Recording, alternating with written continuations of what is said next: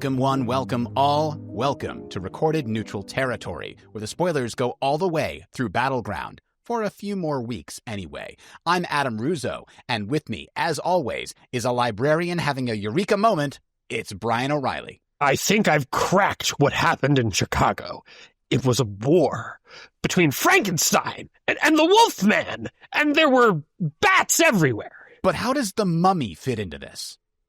Yeah, I've got to go back to the drawing board. All right, while you take care of that, we're going to jump into our 12 months predictions. We are essentially about a month away as we release this episode from the release of 12 months. So we wanted to get some things down now and try and call our shot, so to speak. We're going to start by talking about the overall plot arc of the book.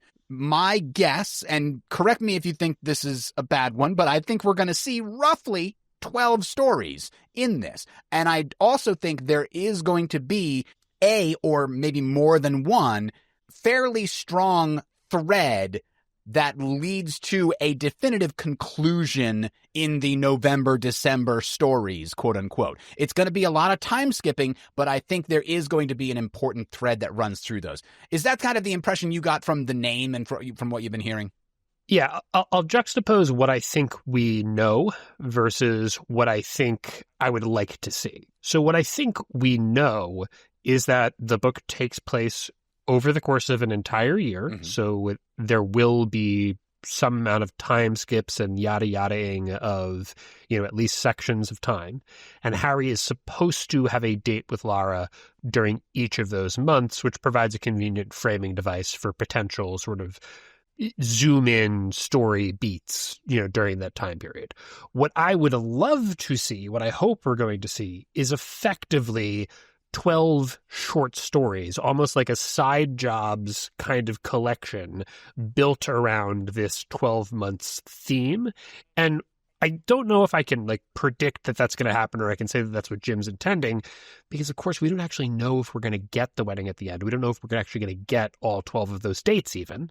We just know that that's sort of the framing device for the book. So whether it feels more like one story with some time skips, or if it feels like a bunch of highly interconnected short stories, I don't think that we can say at this point, but something along that continuum should be what the book looks like. And that's very, very different from every other main series Dresden book. Yeah, and it might not be 12 dates, and maybe we don't see all of them. Some of them take place off screen. Maybe they're referenced by some other thing, but it seems like that might be the case. Mab says that they have to make regular appearances at the end of Battleground during Harry's period of mourning. We don't know exactly what that means, but it could mean something like one appearance every month to show that their connection is still strong and that this betrothal is still, on.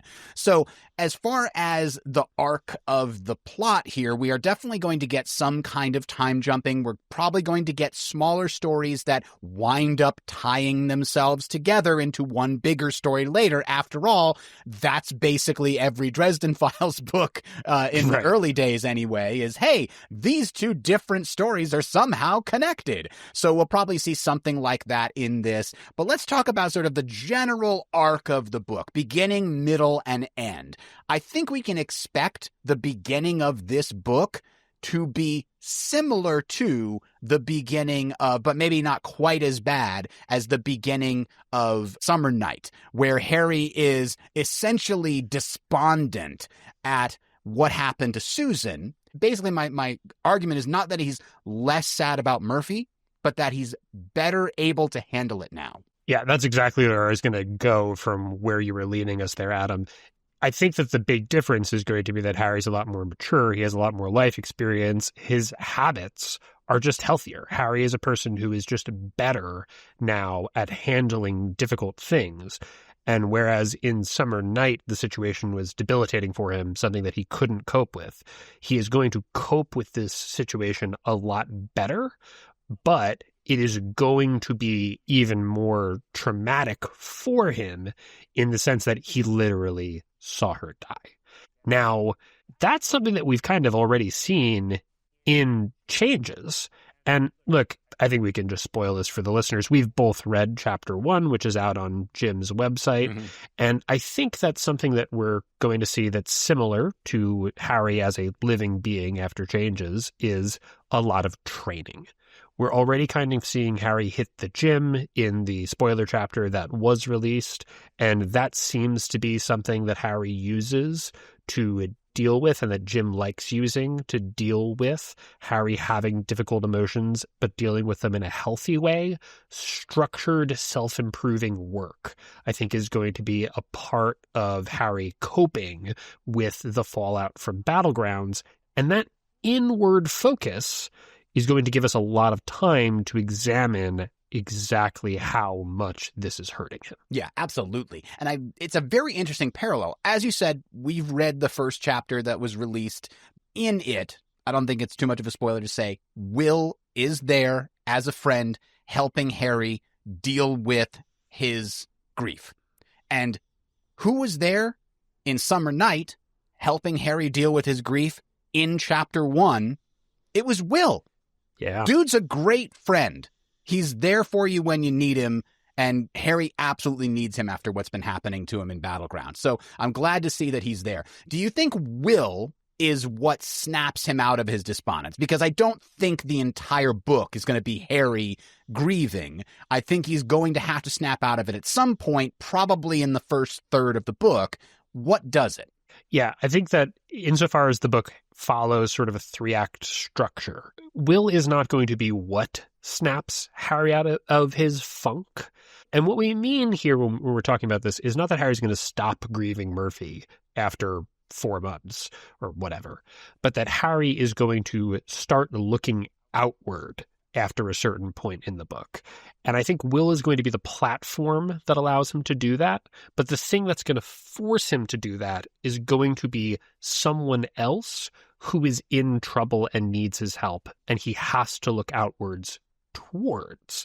There's a lot of potential candidates for that, from the Carpenter family to one of the members of the Order of the Bean to even people like Lara, who could not just need him to go on a date, but need him to do a mission of some kind with her. And not only that, remember that the law takes place after Battleground, during 12 months, theoretically, right? So maybe that is one of the things that helps snap him out of it, and it's just referred to during 12 months. Sure. I could totally see that. That's going to be difficult for Jim to do, but I think at this point he's a good enough writer to manage it, to sort of, without going into explaining the law, like without recapitulating the law in too much detail. Right. During the like book. You said, he's going to yada, yada, yada and then, for the rest of February, I was blah, blah, blah. And then on March 12th, this happened. And then go into the story that takes place in March. At some point, he's going to say, and then later in February, I finally took a case, and it was to deal with some bozo that was harassing a woman about, rent or whatever. And then, like you said, just very quickly give an overview of the law in as short a time period as possible to mention, and that snapped me out of my funk. And then I took another case, and then another. Or perhaps that introduced me, that those events introduced me to someone who was at my door again now. Yeah, exactly. That could work perfectly to get one of those characters back again, like Max. All right. That's what we think might happen in the beginning of the book. What about in the middle of the book? Do you have any idea for, once he's sort of out of his despondence, what is, the bigger thing happening around the middle of the book? So I think there's going to be, in 12 months, some overarching problem that Harry has to deal with that's going to unify the stories. And there's a bunch of sources that could come from, right? And we're going to speculate on about a whole bunch of them in a little bit. Right. But just to kind of give a broad strokes, that could be the government involvement, the librarians' involvement in Chicago after Battleground. It could be some situation involving the Winter or White Court. It could be the Justine situation with her being infected and being pregnant with Thomas's child. It could be Thomas in Demon Reach or something to do with Demon Reach. It could be any of those things. But the middle of the book is going to be Harry starting to treat that threat as the case he's working on. It's just going to feel different from his other cases. And we might see, and I'm curious because we've had some hints that something like this is going to happen, Adam. We might see that Harry's going to get some help with that case from a character that we're at least seeing in a new configuration, a new sidekick, a new apprentice, a new someone who's going to work with Harry on this problem. And if it is Harry's apprentice, I'm going to hold off commentary on that for a couple seconds. But I could also see it being Fitz, the character we met in Ghost Story, who I think is going to be a bigger part of the story moving. Yeah, I could definitely see Fitz showing back up, having remembered, oh, hey, this guy everybody's talking about that just saved Chicago, I kind of helped his ghost find its way back to its body, and now I need something. Maybe I can call in this favor and get this guy to help me. Like, that might bring Fitz to Harry's door, and that might be the thing that gets him out to help. You know, I owe this kid. He helped me save the day in Ghost Story or whatever. Unlike a Side Jobs or a Briefcases, I think everything that's happening this year, not everything, but a large chunk of the stories are going to be tied together in one or two threads that maybe come together at the end, like we've seen happen before. What about the end of this story? I guess the real big question here is, does the wedding actually happen? You know, I've struggled with this question a lot because we're going to talk about this. I really like Lara as a character. I think that she's exceptionally well written in ways that are very subtle. And I would really enjoy getting some books where she and Harry are a power couple. I really think that would be extremely cool. So that part of me wants to say that the wedding will happen. I don't think Dresden's going to end up with Lara, though. And I don't think that he's going to get divorced. So if the wedding happens, I think that signs her death warrant. I think it's possible that the wedding happens, but they become a political couple. Right? They work together occasionally, and they work together really well. We've seen that in the past, specifically in White Knight. And I think that it's entirely possible for her to hang around, but Harry never to fully be able to trust her, and so he can never really embrace her as a romantic partner. But he can embrace her as a secular/business/political ally when needed. He's already done that several times in the series. This is just a slightly more formal version of that relationship. And we already know that I think Lara isn't necessarily the monogamous type. So no. I think she'd be perfectly fine having Harry, as long as he kept it discreet so as not to mess up reputations and all that. If he actually found love somewhere else, maybe that does become a plot point later when he doesn't want to keep it secret again. But I think initially that would be something that she would be fine with. I got what I wanted. My court has a powerful ally now. And I got this guy who's just technically my husband that I can call on for help. And he's getting really freaking strong recently. So I think that I think the wedding is going to happen. I don't think she's going to die. We'll get more about what we think is going to happen with Laura later, but I think the wedding is going to happen, and I think there will be drama around it, but I think it's going to happen, and I think it is the big power-up that Harry gets here. Well, I think we should split this into two questions then, because we're going to get into why the wedding might not happen, or who might make the wedding might not happen a little bit later. But, okay, let's say the wedding does happen. Do they ever, or in any meaningful sense, consummate the relationship? Oh, yeah. That is a really interesting question. We know that Winter has a specific way of consummating new positions, and everybody gets to see so that everybody knows for a fact that it is official, right? Does that carry over into a Winter Night wedding? I'm going to say probably not. I'm going to say that there may be some necessity for, at the very least, subterfuge where they pretend to consummate and do the deed, but it doesn't require the kind of overarching thing. The marriage itself is probably the important political thing, and that officially makes it important. That's how I'm framing it.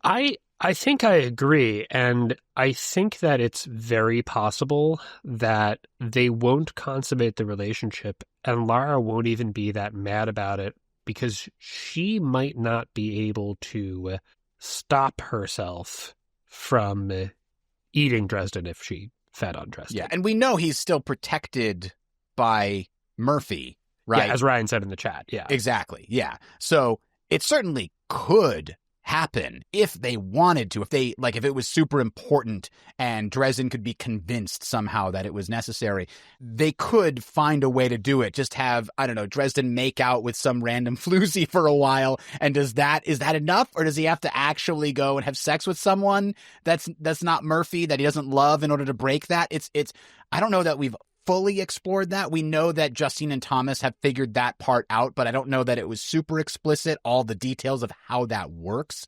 I'm certainly interested to see how it plays out in the wedding episode. Yeah, and to be clear, I think that would only be something that would happen if Lara demanded that it happened.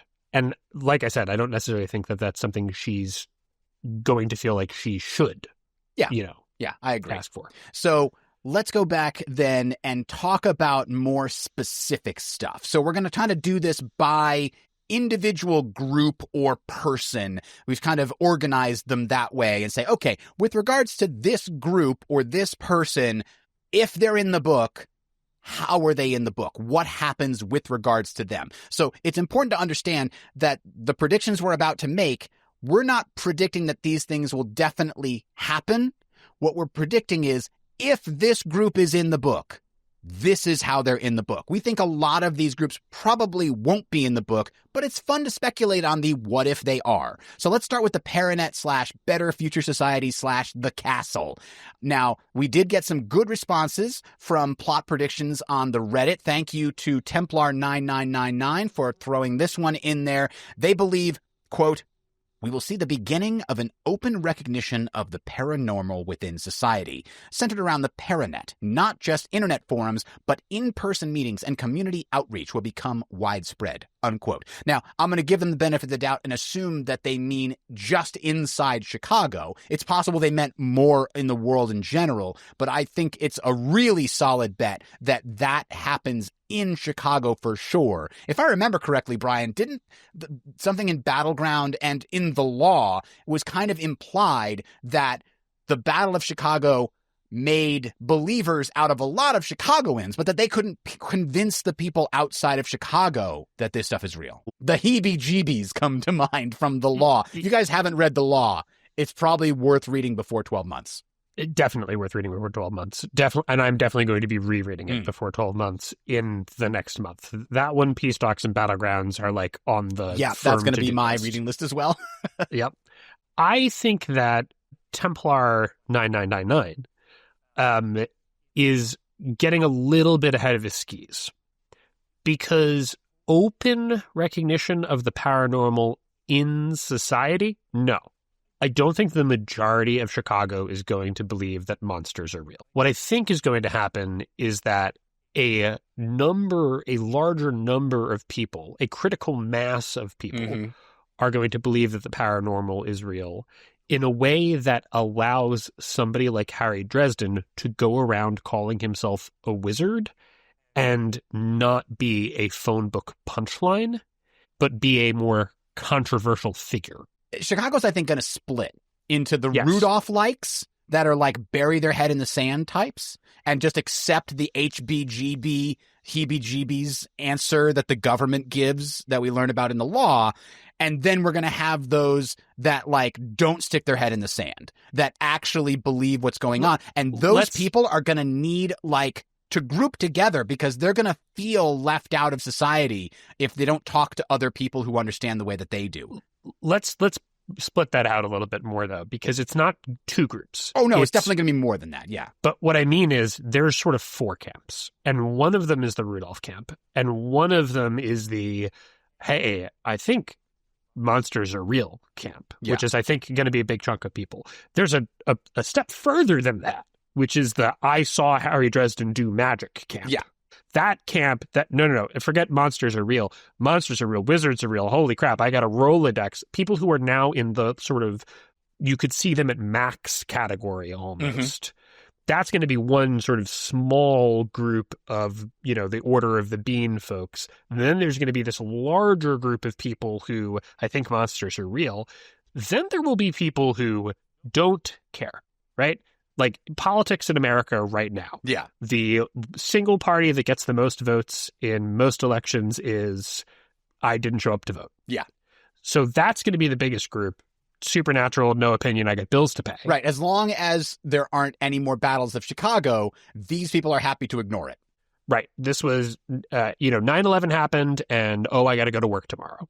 And then there's going to be a hardcore percentage of people, like you're saying, a significant amount of people who are like actively like, trying to stamp out what they see as this sort of, occult growth in Chicago, that Rudolph group who are like, no, it was terrorists. You people are insane. We have to shut down your clubs kind of people. Yeah, actually, that backlash is going to exist too. Because every time a believer says something, the non-believers feel that guilt for not believing. Ooh, yeah, there definitely would be a backlash from the quote-unquote secular and the Rudolph and the more toxic version of that. There could also be a version of the believer that gets worse, like we saw in The Warrior, where you have someone that does believe, but they take it to another level where they wanted to steal the sword from Harry in order to use it against evil. Or in this case, in the Battle of Chicago,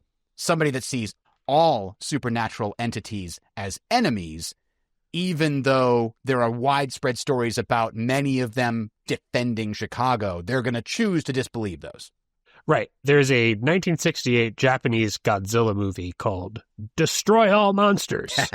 And that is going to be the political platform of at least a certain proportion of the believers in Chicago.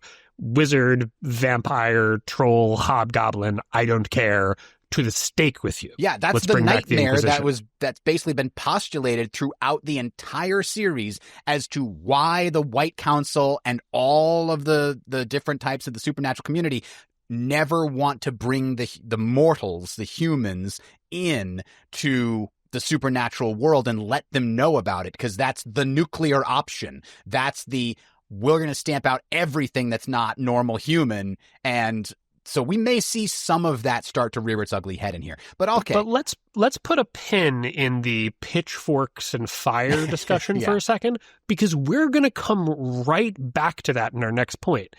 We've made a couple predictions with regards to the Paranet, the Brighter Future Society, the castle. And what we're going to do with these, by the way, people, we are assigning a bet value to each of them. The more specific we can be, the more points we'll get if we're right.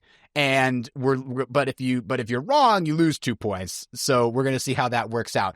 But for right now, we're going to sort of let that be the stage upon which we make these predictions. So, Brian, why don't you start us with what your prediction is going to be to do with the Paranet / Better Future Society / the castle? Sure. So this is a little bit of a anti-prediction. So it's a little bit different than many of our other ones. But something that's always struck me is that in White Knight, and I really love Elaine's character. We're going to have a long conversation about Elaine's character at some point in the near future. But Elaine is sort of given part of the mantle as person running the Paranet, person who the lesser talents can actually go to and expect help from, similar to Harry, but without any of the White Council and later Winter Court responsibilities that Harry has. So presumably even more time to engage with these people and try to help them. Right. As far as we know, she's basically been the Harry of the West Coast, like the Los Angeles area. I think that's where she was living, right? So yes. She's had run-ins with Carlos over there, if I remember correctly, and he purposefully avoided finding her when she was on a list, or am I confusing her with Molly? Nope, you're right. Okay, never mind.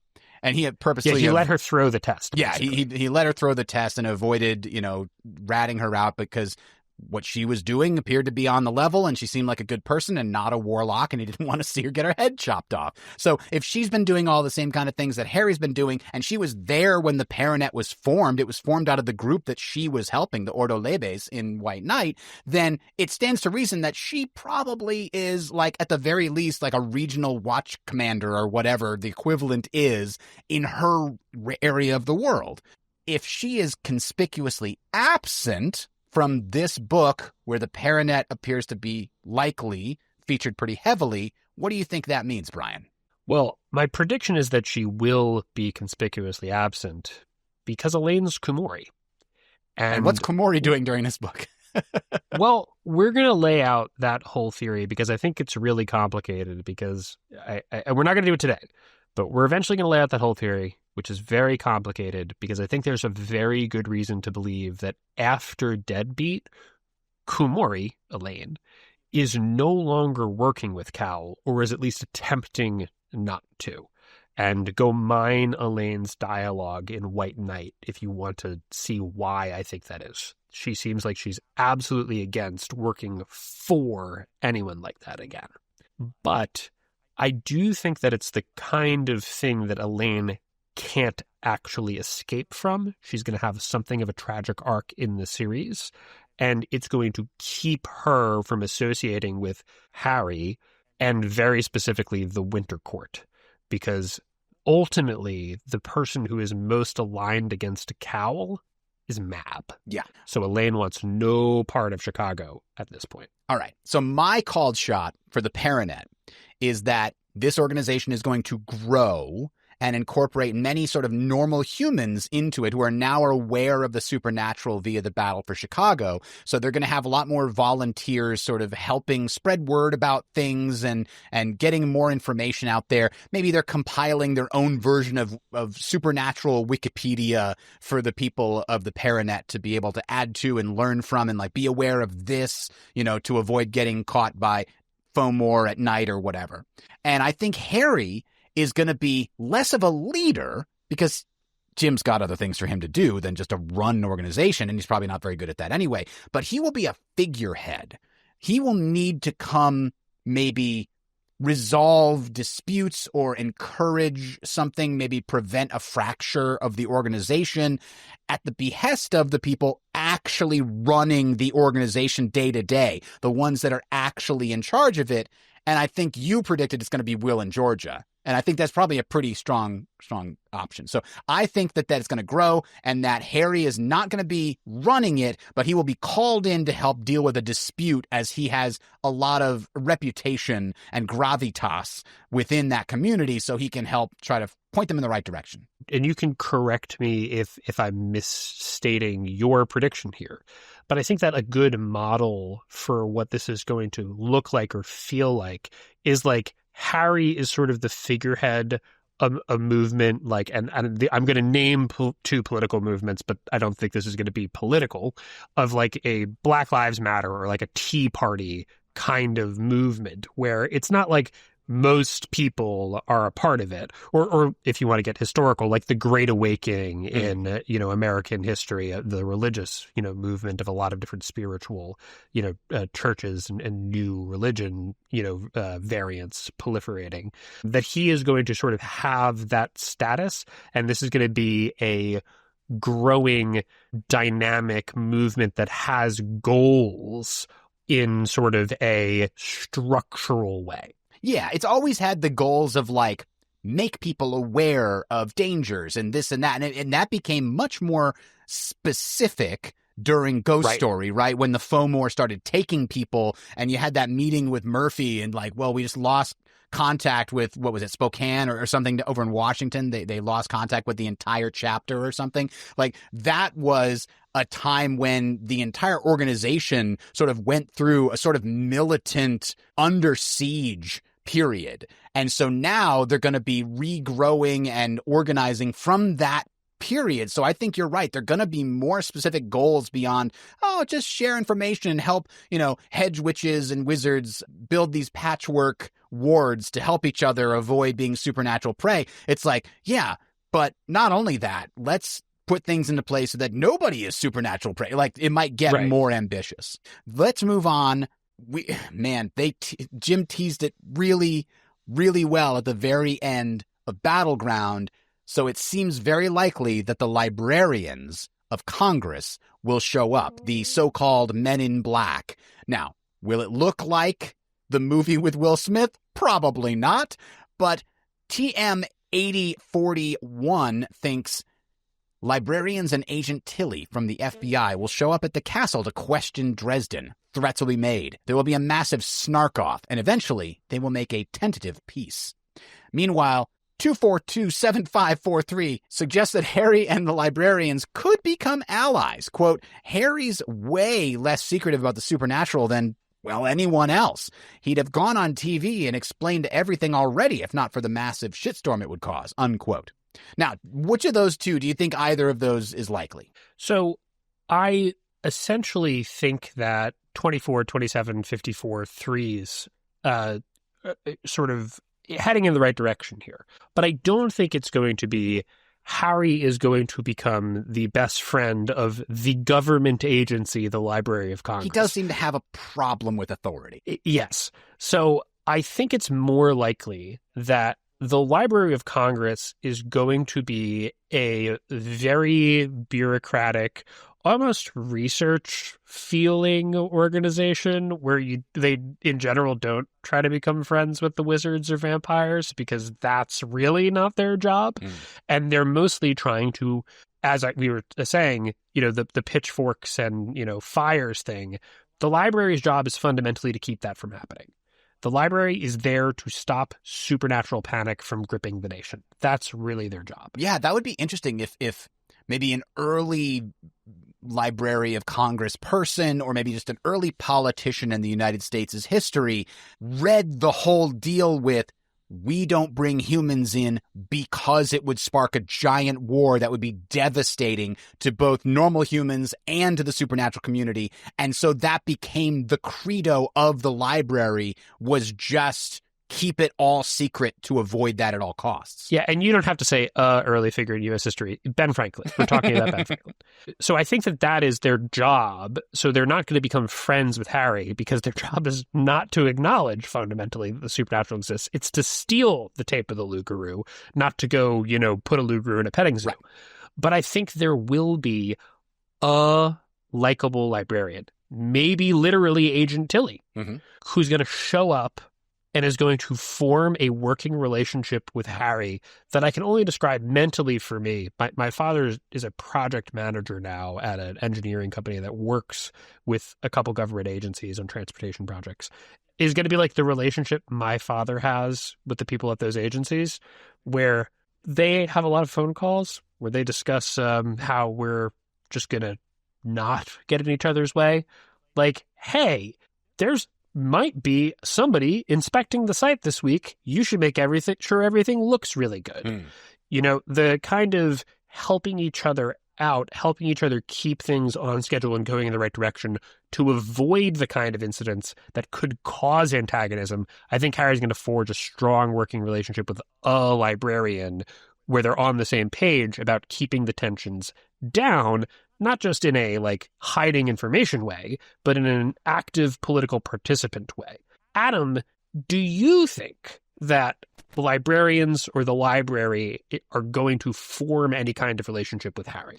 I think it is. I'm going to lean more in the other direction. I'm going to say if they do, it will not be a more likable character with a, good working relationship. I think it will be a tolerance of each other. They're going to have things that they need from the other that they will deal with the other's situation in order to get them.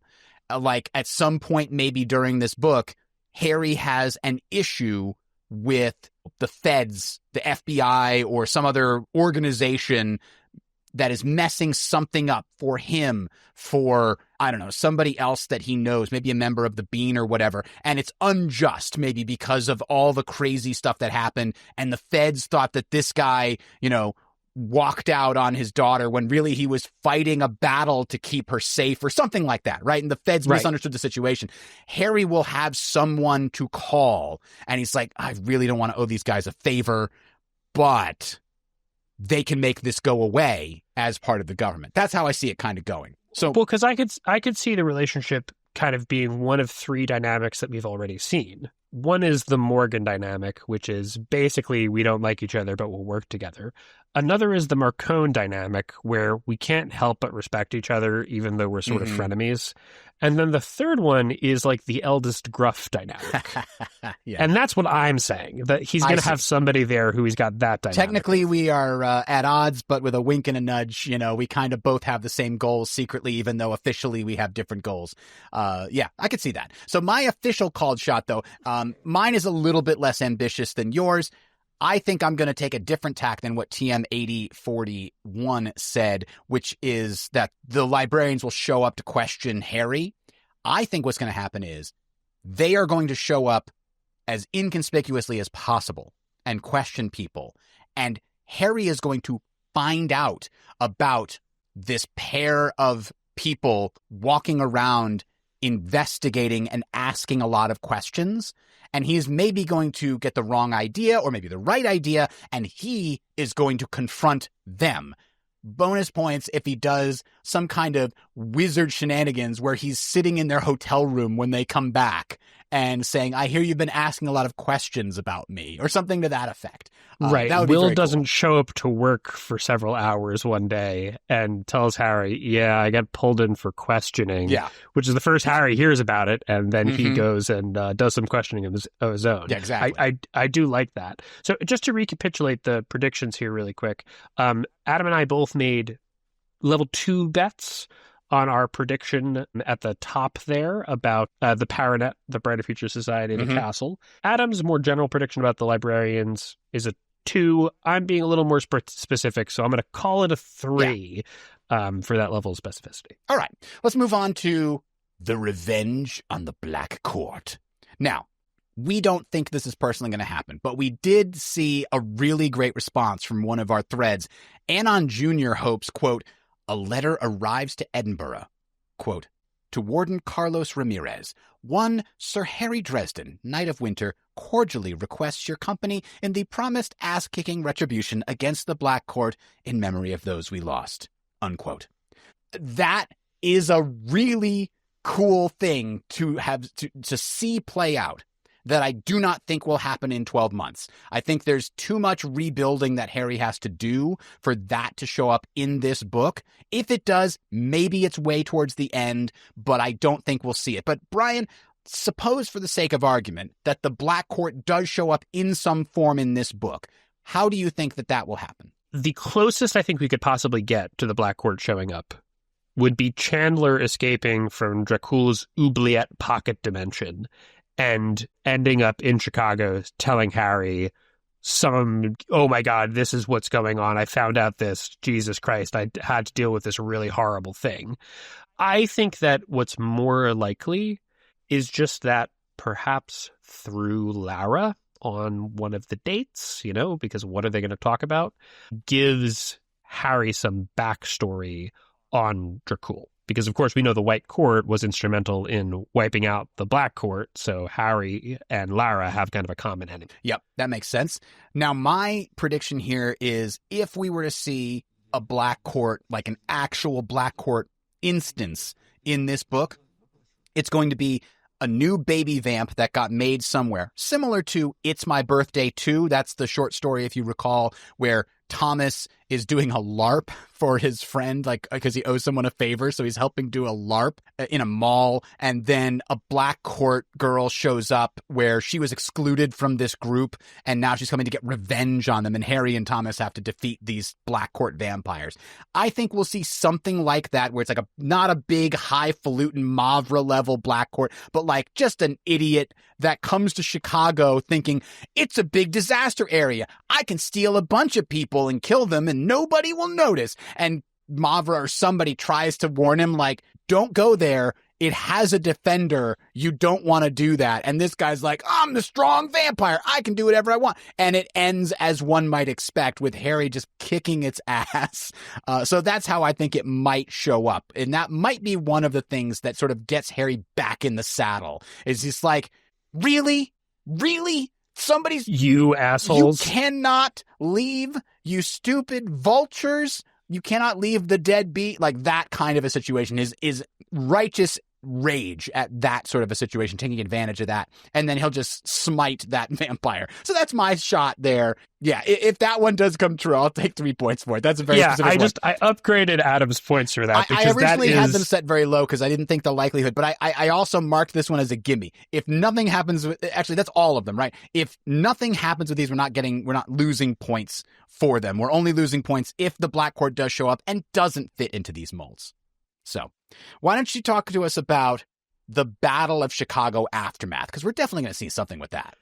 Yeah, Tom C. Fitz wants to see some bean quests. People turning in their lima bean to Harry in request for aid.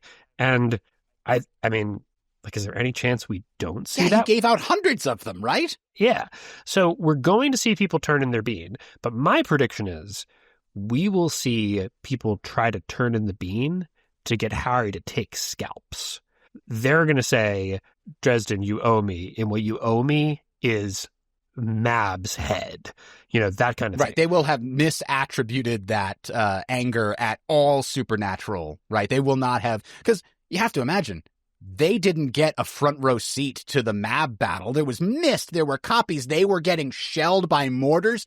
They don't really know what happened, but they heard about this evil Winter Queen that was on the battlefield. That must have been the bad guy, right? Right. Or they're going to ask him to go after some bad guy that is like, you know, like Listen, or somebody who is, you know, a kind of a little bit too big for Harry to casually just go after. Somebody who's more likely to track him down. I think Harry will wind up fulfilling those promises by essentially getting the real culprits in certain situations, you know, actually taking out some leftover members of the Fomor and, you know, people like that. And that's how he's going to sort of square this misplaced anger against people who should be the allies of mortals. All right. So that's a very specific prediction. So we're going to give you a 4 for that. I also have a 4 for this. I think we're definitely going to see some bean quests. In particular, I bet Harry will be working on a missing persons case. Because remember, his thing is about finding people. I think somebody's going to come to him and said, you know, my sister, my cousin, my brother, whatever is missing. They don't appear to be among the dead. And it's going to be, okay, then maybe they got taken by some supernatural baddie that's just an opportunist in the middle of this battle, right? And they're going to go out and search, and Harry's going to try and find it. And you think you're going towards like a Malvora or maybe some Black Court vampire, a troll, something else we've dealt with before, right? No. Turns out to be just a normal human monster that's taken someone, kidnapped them off the street, and locked them in their basement. Some kind of a serial killer or crazy guy. Something like that, right? That is kind of where, I know that's super specific, so it's unlikely to be right, but I think that would be a really fun head fake for Jim to deal with. Is like, oh, it looks like we're going on this supernatural hunt for a missing person, and there's a monster that's taken them. Oh, but the monster is human. We really haven't done that much in this series before. Yeah, and I will also give you points on that, just if it's somebody who didn't take part in the battle, as far as we know.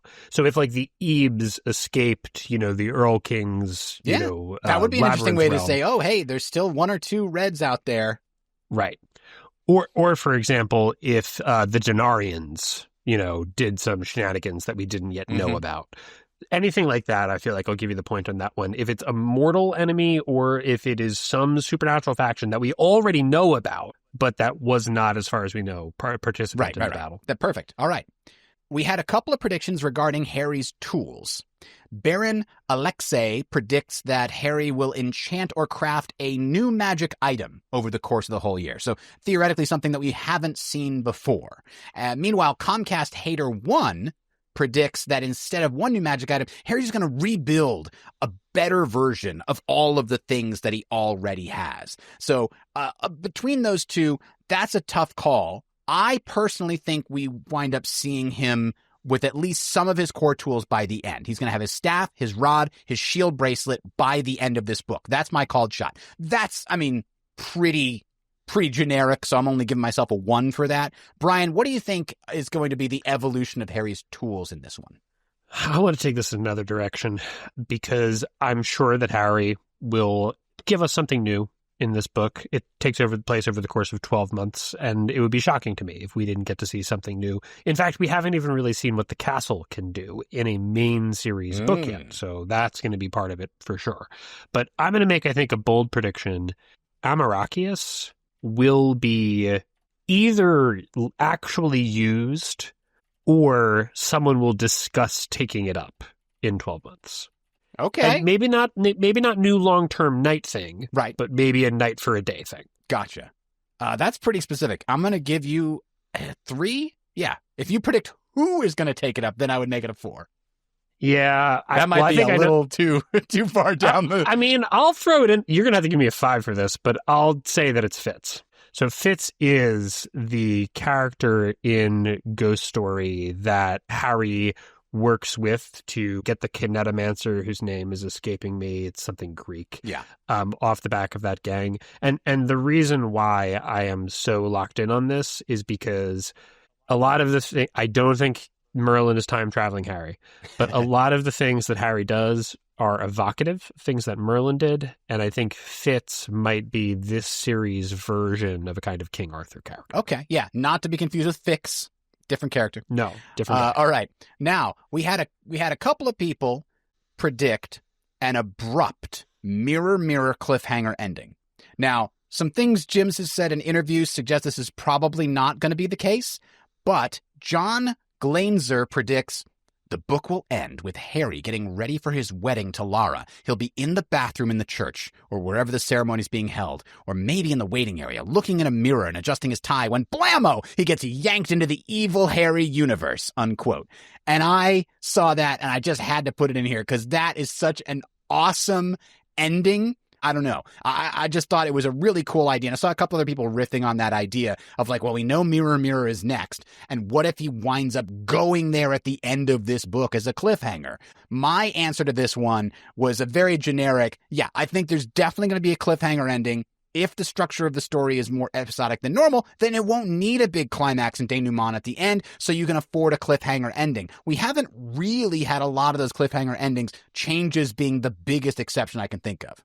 I think you can give yourself a 2 on that one, Adam. That is like you're not being specific on what it is, but I think that's a pretty bold prediction because that's not common in the Dresden Files. I want to say that I love. If for me, it's Harry is at the altar with Lara. I think you might have actually suggested this to me a while ago, but he's at the altar and literally like goatee Harry rips him into a portal like from there. Like that to me is just the most dramatic possible way that it could occur. And I think I saw another one that suggests that like, oh, he like in this situation, he's at the mirror in the bathroom adjusting his tie, and then he gets yanked into, and then it looks like he's skipped out on the wedding and the politics. Oh no. And like when he gets back, he's going to have to deal with the fact that everybody thinks he ran out. And now, so Winter and White Court are not in an alliance. It's now a huge offense against the White Court, and Mab is pissed because he would have to explain himself. That would be an interesting way for it to go. Or, it could be the whole evil Harry jumps into this universe to get married to Lara. And then the beginning of the end of Mirror is Dresden appearing back at the altar to break up his own wedding.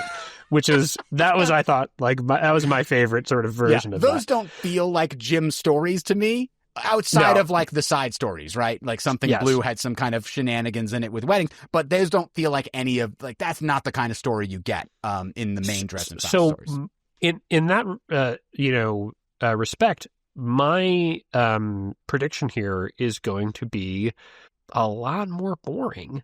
I don't think we're going to get a cliffhanger. I think we're going to get a holy shit ending.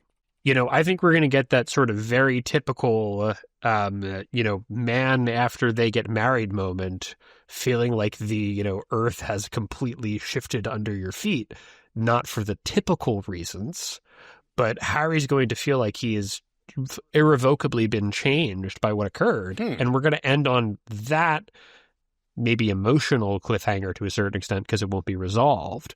But we're not going to need a dramatic event for the book to hinge on because it's going to be such a stark difference from Harry's perspective. Yeah, absolutely. All right, let's move on to some individuals and relationships.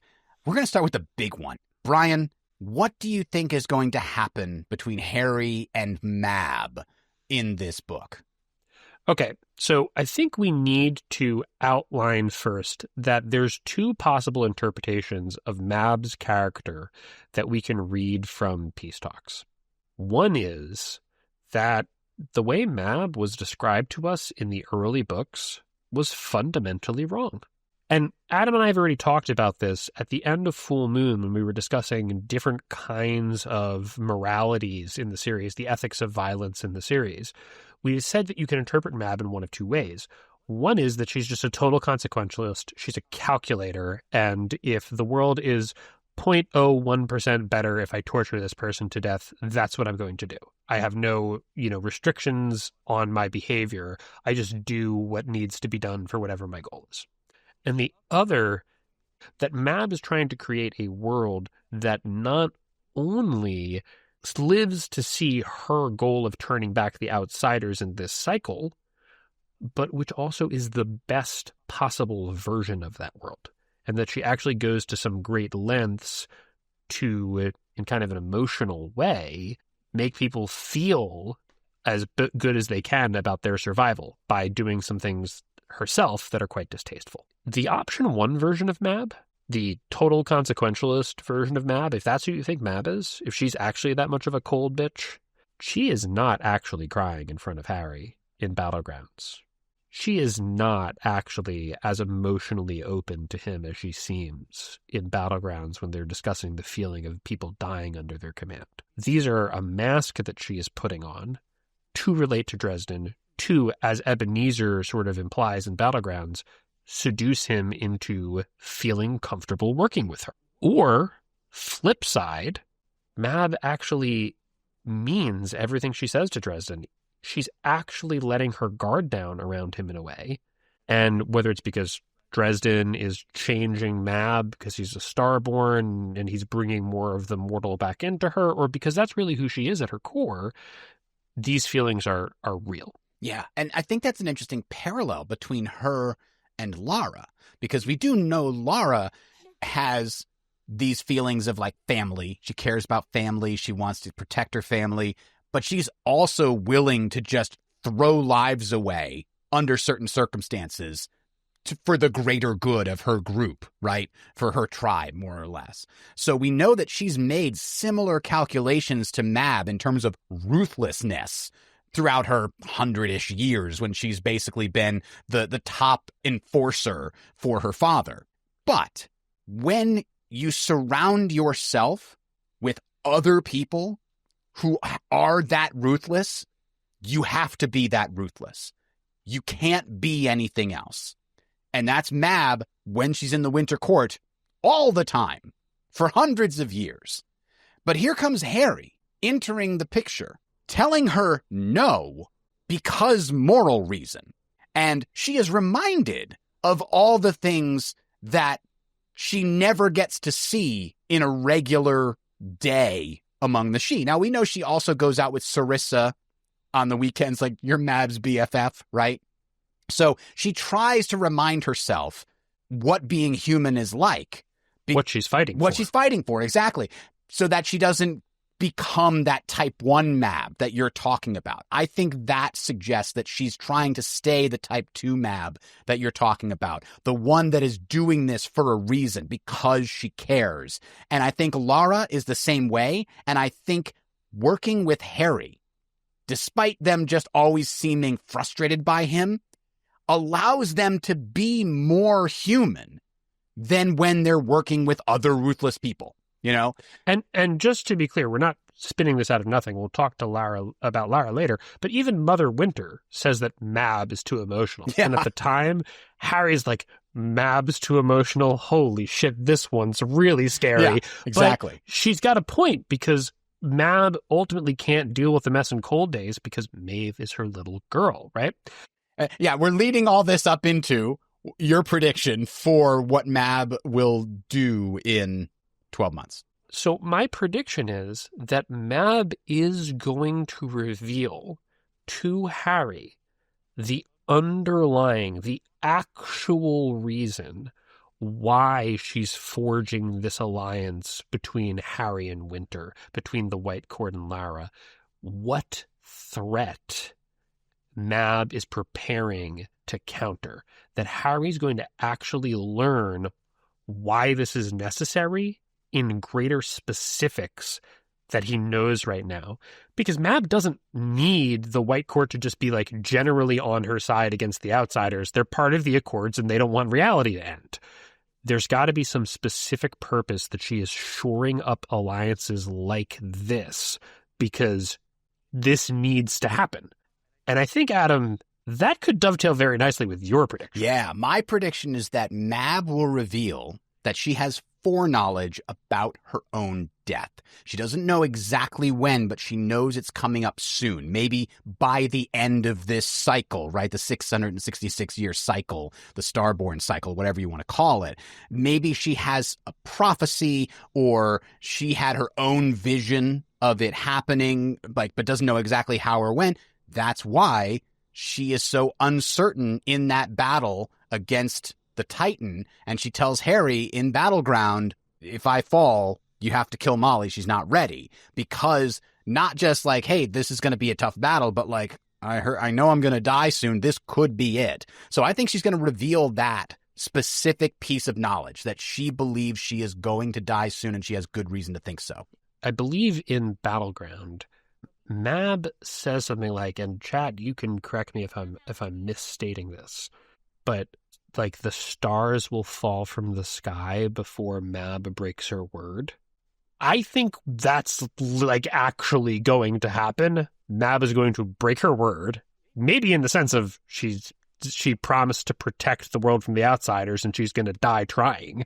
And that's going to be Stars and Stones. Ooh. That's going to be that titled book of the Bat.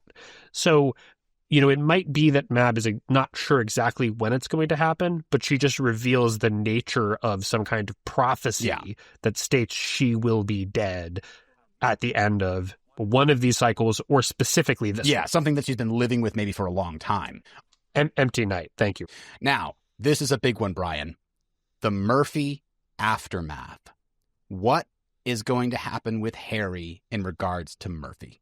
So Snoo 45814 wants to see the after of Murphy's death, specifically the Clan Murphy aftermath. Mama Murphy saw their chemistry all the way back in Blood Rights. You know Harry should at the very least have to deal with Mama Murphy's pain and the questions she and Murphy's estranged sister have. And I believe that Harry actually promised Mama Murphy that she would keep her daughter safe. So not, you know, in this book, but in Blood Rights or something. So that could be thrown back in his face. Yeah, that could be a pretty difficult thing to deal with. Also, Jedi Cad predicts Harry goes to Murphy's funeral, and being Harry, he apologizes to Murphy's mother for not protecting her, as I said, like he promised in the barbecue and Blood Rights. And Jedi Cad's prediction is that she lays down some wisdom and forgiveness, which is actually the trigger for Harry beginning to heal. That does seem like it would be a very cathartic way to begin Harry's healing process and sort of get him out of the despondent funk and get him back into the world, is having some sort of forgiveness from Mama Murphy, saying, I know it wasn't your fault. You obviously loved her. You tried to protect her as best you could. My specific prediction here is that Harry's going to continue to mope around for, I don't know, the first 25, 30% of the first book until somebody, maybe Lara, kind of slaps some new sense into him, maybe literally, and reminds him that a lot of people need his help right now. You know, that is a huge part of his character, pulling on that string. And maybe Lara's the one that's going to need his help. I'll get to that when we talk about Lara. I think Molly is going to absolutely excoriate Harry by simply asking what Murphy would want him to be doing. Ooh, yeah. And that's going to be the moment where he goes, fuck, I need to stop moping around. Let's move on to the Zalord and his guard.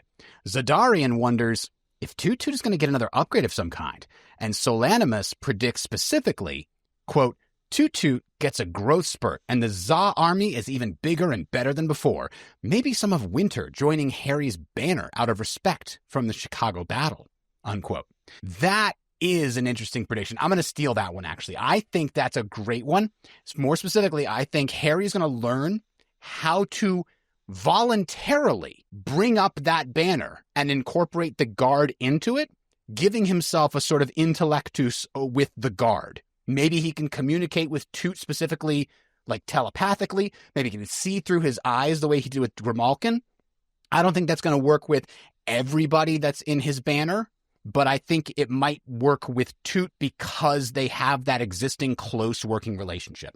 Yeah, and because he's Fae, and we know that Harry can do it with Grimalkin, who is Fae, I think that we're going to learn more about the nature of fairies in 12 months, and specifically, I'll plant my flag on this. I think Toot he's in the middle of the kind of process that turns things like dewdrop fairies and pixies into high she. And I don't think that this is something that a pixie can just do on their own. Jim has given some very interesting hints about this in various Word of Jims, and there appears to be some kind of mortal involvement in the creation of any she.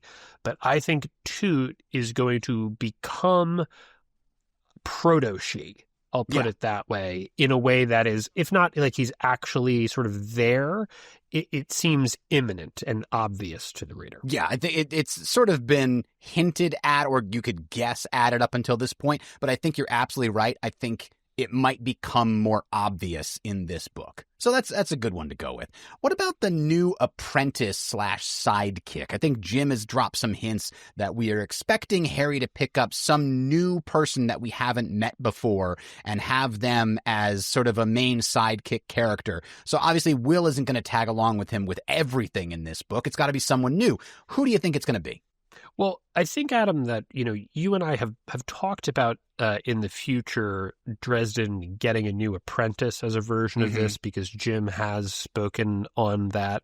And I think I agree with you about who sort of the clearest candidate for that is. And I think it'd be very narratively satisfying. We're not the only people in the fan base saying but I'll this. take that side. I think the Zoo Day Warlock. Right? The kid in Zoo Day that Harry saves from, like, he's actually accidentally summoning, like, I think it was like a black dog or something from the Fae when he got mad. And Harry just casually opens a way to the Never Never, and it just jumps through without even realizing it. And then he closes it again, and the kid is like stunned. He's like, nobody's been able to deal with that before. I think we might see that kid. I think that's a pretty strong contender. Yeah, I think that's a great prediction. And honestly, if Harry gets an apprentice specifically, I mean, I think it has to be that character, frankly. But I will say that that's not the only kind of sidekick Harry could get. And if it's not an apprentice, I think Fitz will end up working with Harry in a more direct way as sort of the young mortal disciple of the experienced wizard, the Aragorn to his Gandalf of the Dresden Vial story. Yeah, that's entirely possible. Now we're getting into some really big ones here. Let's talk about Molly. Now, to get us started, GDEX 86 gives us an absolutely wild prediction. I do not expect this, but I've got to share it because it's awesome. Quote, we discover that Molly has been trying to hook Mouse up with appropriately aged foo dogs that, because while he loves Harry and Maggie and the Carpenters, he does want something that's just his. There's just a nice Alaskan Malamute that she's been helping him text with, and with a major dog show coming up in a rebuilt Chicago, they are going on a date, unquote. Now, that is great. I wish we had more wild speculation like that. A lot of people are making very careful predictions about, but like, just go wild, people. These are fun. I don't think that's going to happen. But Brian, what do you think is going to happen with Molly in this book? No, wait a second. Before we just move past that, your wife is a dog trainer, She right? is, yes. Is it possible that she snuck onto Reddit while you weren't looking? I didn't think to question that, but now I think I might have to. And we can move past the dog Tinder prediction to something that is a little bit more grounded in the general tone of the series. So my prediction is that in this book, Harry is going to finally come to the realization in his own mind, in his own words, to the reader, that Molly is his peer. And this is kind of ironic because, of course, Molly was his apprentice. But now she's really his boss. Yeah. So the fact that he'll be seeing her as a peer will be something that still doesn't fit the official nature of their relationship, but it'll be an important evolution for him to see this person that, was someone he trained and he helped, who later, through sort of a twist of fate, got put into this really difficult, powerful position that technically he was working in her department to, no. I'm actually really comfortable having Molly as my, quote, boss, because Molly is, in many ways my equal. She has really grown. She is mature, and she will demonstrate that to Harry in this book.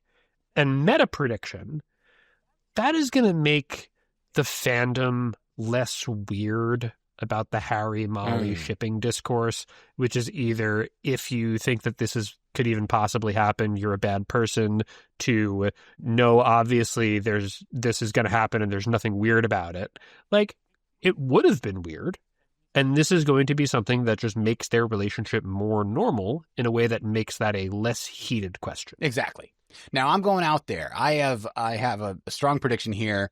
We see Lara kind of notice that Molly's got a torch for Harry in the end of Battleground. I think it's hinted that she kind of makes a face when she realizes something, when Molly looks more frustrated and angry about the wedding result than she expects or something. And a lot of people sort of interpreted that as her kind of reading between the lines and going, oh, she's in love with Harry.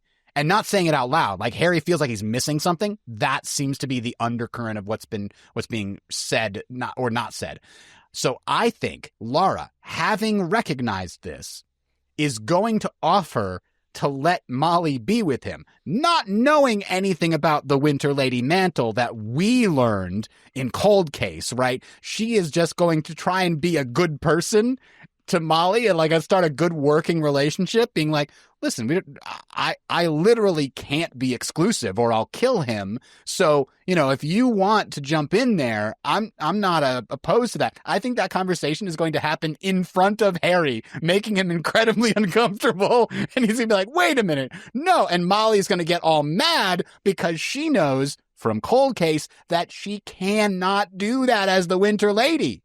I don't know. I think there's a lot of potential for fun drama there in sort of a comedic sense. And I hope it goes the way you were saying, because the other thing that I could see happening here that I'm really not hoping, is that Lara and Molly end up being kind of antagonistic towards each other over Harry. And I think I don't want to. That would be a very natural evolution for their characters, and I do think that would feel very real. I just personally don't want to see that because I think we don't have enough female characters who are just kind of that are passing the Bechdel test. Well, literally that are not either wildly above Harry or completely not on his level. So Molly and Lara are like sort of, in terms of their supernaturalness, equivalent to Harry, and I just want them to be normal people to each other. Yeah, there could be a period of that, right? Because it does look like... If it's reconciled, that I'm not talking about that. I'm saying if it's... But you're right. Long-term antagonism, I agree with you. That would be unfortunate for the series as a whole, and for their characters specifically. But it could happen because Molly might not know that Lara doesn't know about the restrictions on the Winter Lady. Right. And that could definitely and so be she a might trigger take for it. that as like a sort of offense. Taunt. And then that will, when they reconcile, she'll explain it. And that will be Harry learning about it. And then she'll explain what happened with Carlos. And he'll go, oh my God, that's what he thought. Oh no, I owe him an apology. Right. And if that happens, by the way, we both get 4 points. Yeah. If We both made our way there. happens, we both get 4 points. Adam, speaking of Lara, obviously she's going to be a big focus of this book. I don't want to go into everything we think is going to happen with Lara, but ZenFox91 thinks Harry will soul gaze her. That's certainly really interesting. Yeah. And then I had to ask, if he does, is it on purpose or by accident? And I think the answer, I don't think I put it here, but I think the answer that ZenFox gave was, well, it's got to be on purpose because they're both way too like on guard with each other for it to be accidental. And ZenFox91 also said that they'll come to some financial arrangement where Lara makes sure that he's not wearing whatever horrid shoes he wears everywhere and that he buys a nice Armani suit. And you know what? I actually want to take that one step further. I actually think that she would help with the basic costs of maintaining the castle, both because she thinks that it's embarrassing if she doesn't, but also because she probably wants Harry to feel like she really is a member of the Brighter Future Society. That's true. I forgot the White Court is technically a part of that because it was sort of an alliance against the Fomor, more or less. So yeah, that's a good point. And the White Court likes their good PR. You know, they want to appear very human. So being part of the alliance that reaches out and technically protects humans does seem like something that they might do, because for all they know, the way this is going is going to be like, get all monsters. And she can go, no, we're the good ones. Look, we're doing all the good stuff. So having an extra bit of PR, like we're funding this thing, that could be very useful. Now, Figure It Out cast calls their shot, quote, at the end of 12 months will be the wedding of Harry and Lara. The officiant will ask if anyone objects to the union. And that's when Ebenezer will say something to the effect of, you better believe I do. And he rolls in with some White Council hitters, including Listens to Wind and Carlos, unquote. That is a hell of a scene. And he might show up there, but I don't think he rolls in with a bunch of White Council hitters. I think that particular piece feels wrong to me. I think if he's the Black Staff, he doesn't need anybody. A, he doesn't need anybody. B, if they all rolled in there like that, making it like a White Council thing, that's a huge political problem. The senior council wouldn't do that. But he might be there as Ebenezer and like, I'm not here on behalf of the council. I'm here on behalf of myself. Hoss, don't do it. You know, one last plead, you know, to try and get him out of this. Alternatively, I could see him showing up earlier. But we're going to talk about Ebenezer later. I just wanted to throw that in there because it was about Harry and Lara. Now, Magic Man Boobs points out, I've been doing a re-listen to the book, and something has struck me this time through. Harry has always been drawn to Lara in a way that has nothing to do with her being White Court. I think much like how he knew Demon Reach before he actually claimed it, his feelings for Lara have less to do with her power and more to do with his sight, his foresight coming in. Now, time out, like just pause for a second. Yeah. I will say we did a whole episode where we discussed why Harry's parents were killed. And I think that Harry remembers Demon Reach because he's been there before. He was perhaps even born there. So I disagree with that part of the theory. But I also think that MMB here is hitting on something that is, you know, central to the plot of 12 Months, which is that Harry doesn't just like Lara because she's a sexy vampire lady. He likes Lara because she is really smart and practical and polite is the best way I can But put they it. also have just great chemistry. Like, take Yeah. out the sexy vampire aspect of it. Imagine she was just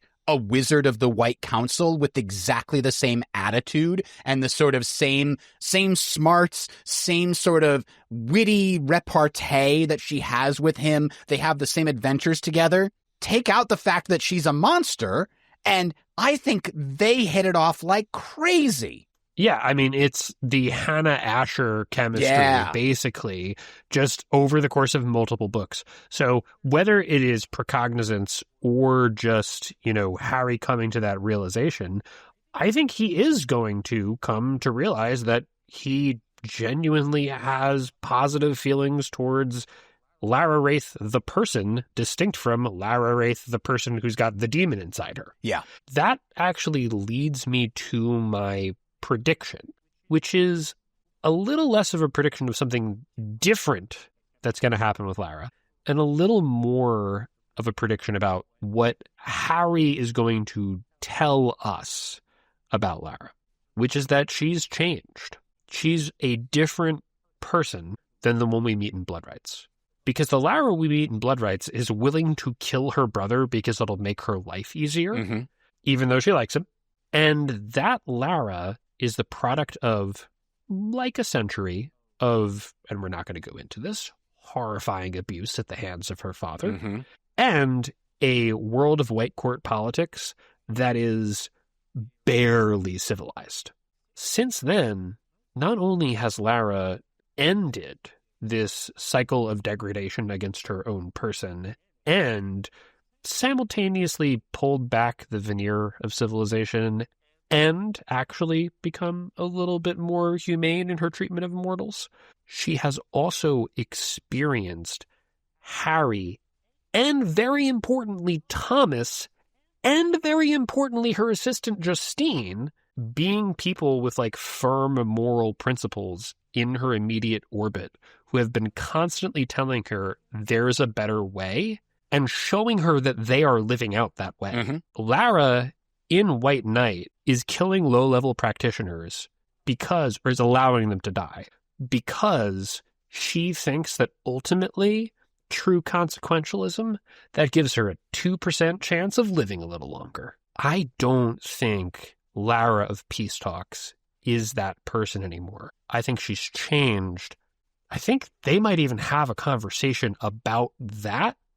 And we'll find that while Lara still can be ruthless and still is very practical and still is willing to do what needs to be done to achieve her goals have shifted.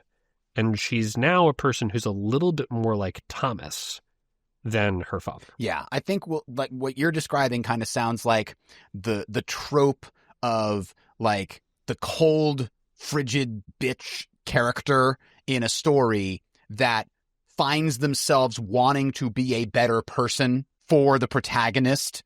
It's kind of a stale kind of sexist trope, but we might have something like that here that's more sincere, where she basically says to Harry, I found myself seeing my decisions through your eyes and I don't like what I see. Something to that effect, right? And here's the way I think that could be a lot less of that trope. I don't think it has to be about Harry. Right. Because we're going to talk about Thomas later. It could literally be through my brother. Yeah. Who, by the way, didn't challenge her accession to the throne of the White Court. He could go take out his father and try to become the new White King any day he wanted to. Because Lara's technically not the White anything. She's just the power behind the throne. So Thomas, for Lara, has to be a constant revelation of this is literally a White Court vampire. This is my brother, who is behaving with a completely different set of moral parameters to me. And I like him better than I like myself. Yeah. That could be a huge part of it. So anyway, that's, to recap, your prediction is that Lara has changed and we're going to see evidence of that specifically during her interactions with Harry in the next book. I think that's actually quite likely.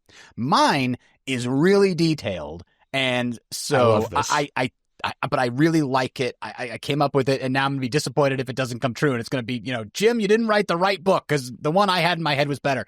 So Lara's wedding to Winter is going to make her automatically more powerful and protected, right? We know that she is the power behind the throne, but it's kind of an open secret, as I understand it, by this point. Like, the other high-level members know that she's puppeting her father, and that gives her more reputation and panache inside their organization, right?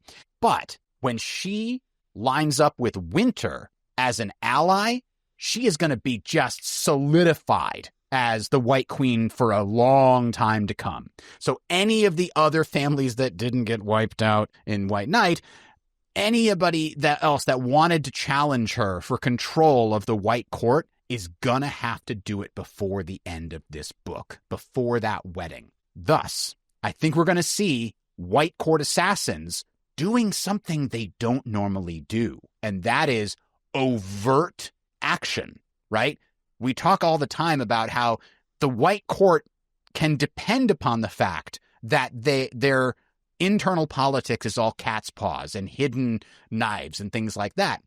Well, what happens when they send overt assassins? My prediction is people try to kill Lara while she's on her dates with Harry.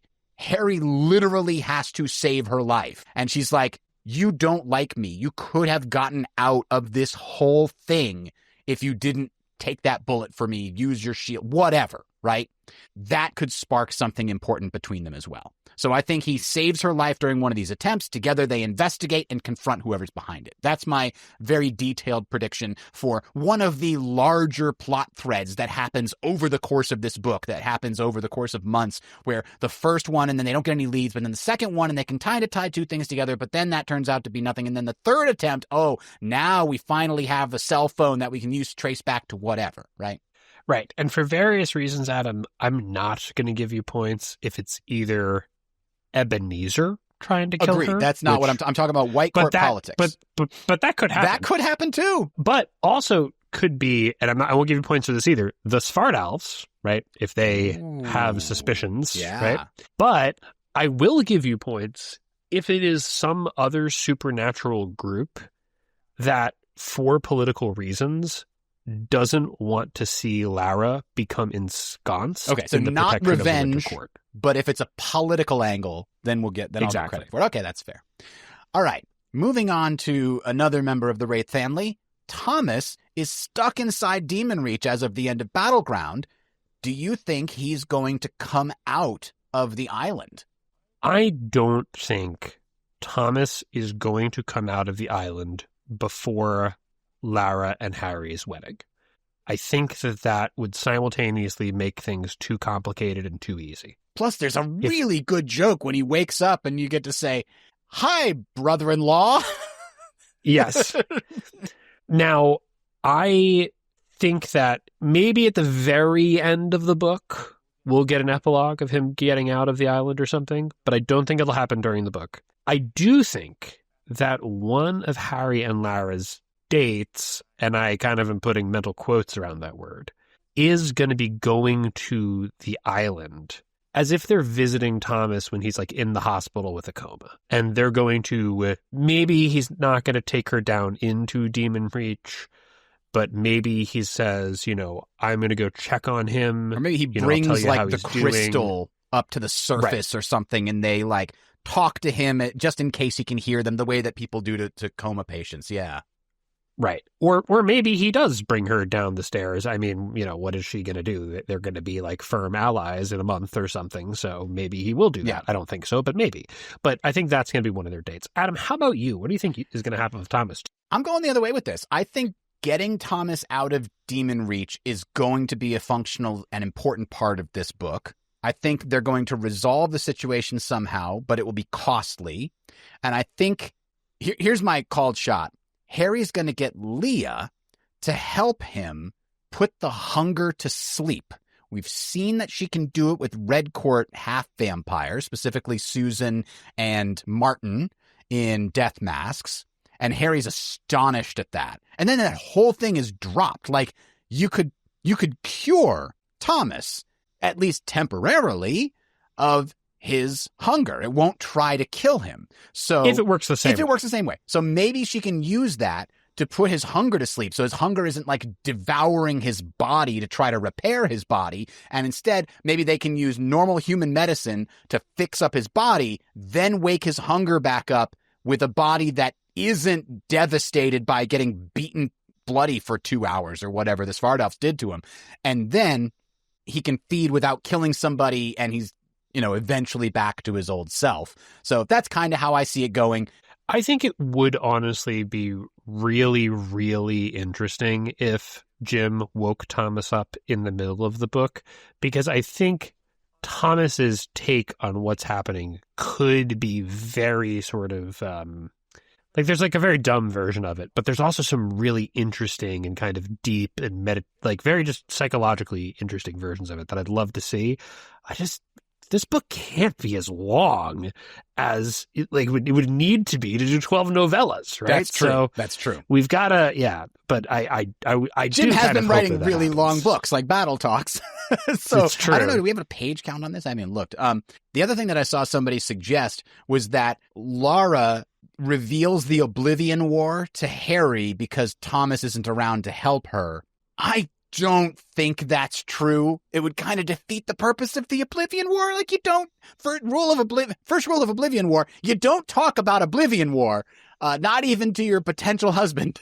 So I don't think I think that's just a fun thing that Jim is going to have on the side. I don't think we'll see that in the main books, but maybe that ties into The Outsiders somehow. If it does, that'll be really interesting. If that happens, that'll happen in the next Outsiders book. Agreed. Not this one. Yeah. Speaking of Outsiders, Brian, Justine has to have that baby some point during this book. It's true. Adam, do you think that Harry's going to save the day on this one? Yeah, I'm thinking that if we learn anything about Outsiders, it's how we perform an outsider exorcism. That could even be a way for him to try and reconnect with Ebenezer, who seems to know something about fighting outsiders. Listen, I tracked one of them down. I bound it in a circle or whatever he does. He catches Justine somehow. It's pregnant with your grandson. Yeah, it's also pregnant with your grandson. Help me get it out of her. That might be an interesting start to their reconciliation. Yeah, that would be pretty intense, frankly. That's some very, Catholic horror vibes. I am going to go in a different angle from The Exorcist, though. I'm going to go more towards Rosemary's Baby. I think Justine's baby is sort of like the literary equivalent of a Mordred figure. Like, Nemesis thinks that it's making the Antichrist. And I don't think that that's because the baby is an anti-Starborn kind of. No, I literally don't think that that's possible. We will talk more about Starborn in the future. I don't think that that's possible. But I think that it's probably very rare that someone who is infected reproduces with a powerful supernatural entity. And I think that the fact that Nemesis can influence the development of Thomas's child could lead to some capabilities, inclinations, features that are, shall we say, non-standard. Well, I'm happy to see if that does come true. We'll give you 4 points if it does. We need creepy kids in the Dresden Files, not just cute ones like Maggie. We need some black-eyed children running around. Well, Molly had a goth phase. Does that count? No. Okay, so, Adam, what about everyone's favorite frenemy, John Marcone? Oh, man, it's going to be a lot harder for him to be a frenemy with Dresden after the Denarian thing. Sir Marcone, Sir Baron. I don't think we'll see much of Marcone in this book, but I think if we do, it'll be kind of peripheral. And it'll kind of be reminiscent of old days, right? Marcone is going to be buying up all kinds of real estate because that's one of the things he does, and sort of does a bunch of shady real estate deals, bribes people in order to get a big payday on rebuilding Chicago. And something involved in that intersects with Harry. Maybe it results in one of the Knights of the Beam getting kicked out of their house because of a bribe to a councilman or something like that. And Harry has to get involved and be like, no, I owe this guy a favor. You're not plowing over his house. And they have to come to some understanding. Maybe he has to do something for Marcone in order to make it happen. Whatever. I think that it'll be a peripheral thing that takes place sort of on the side. I don't think Marcone's going to be a major figure.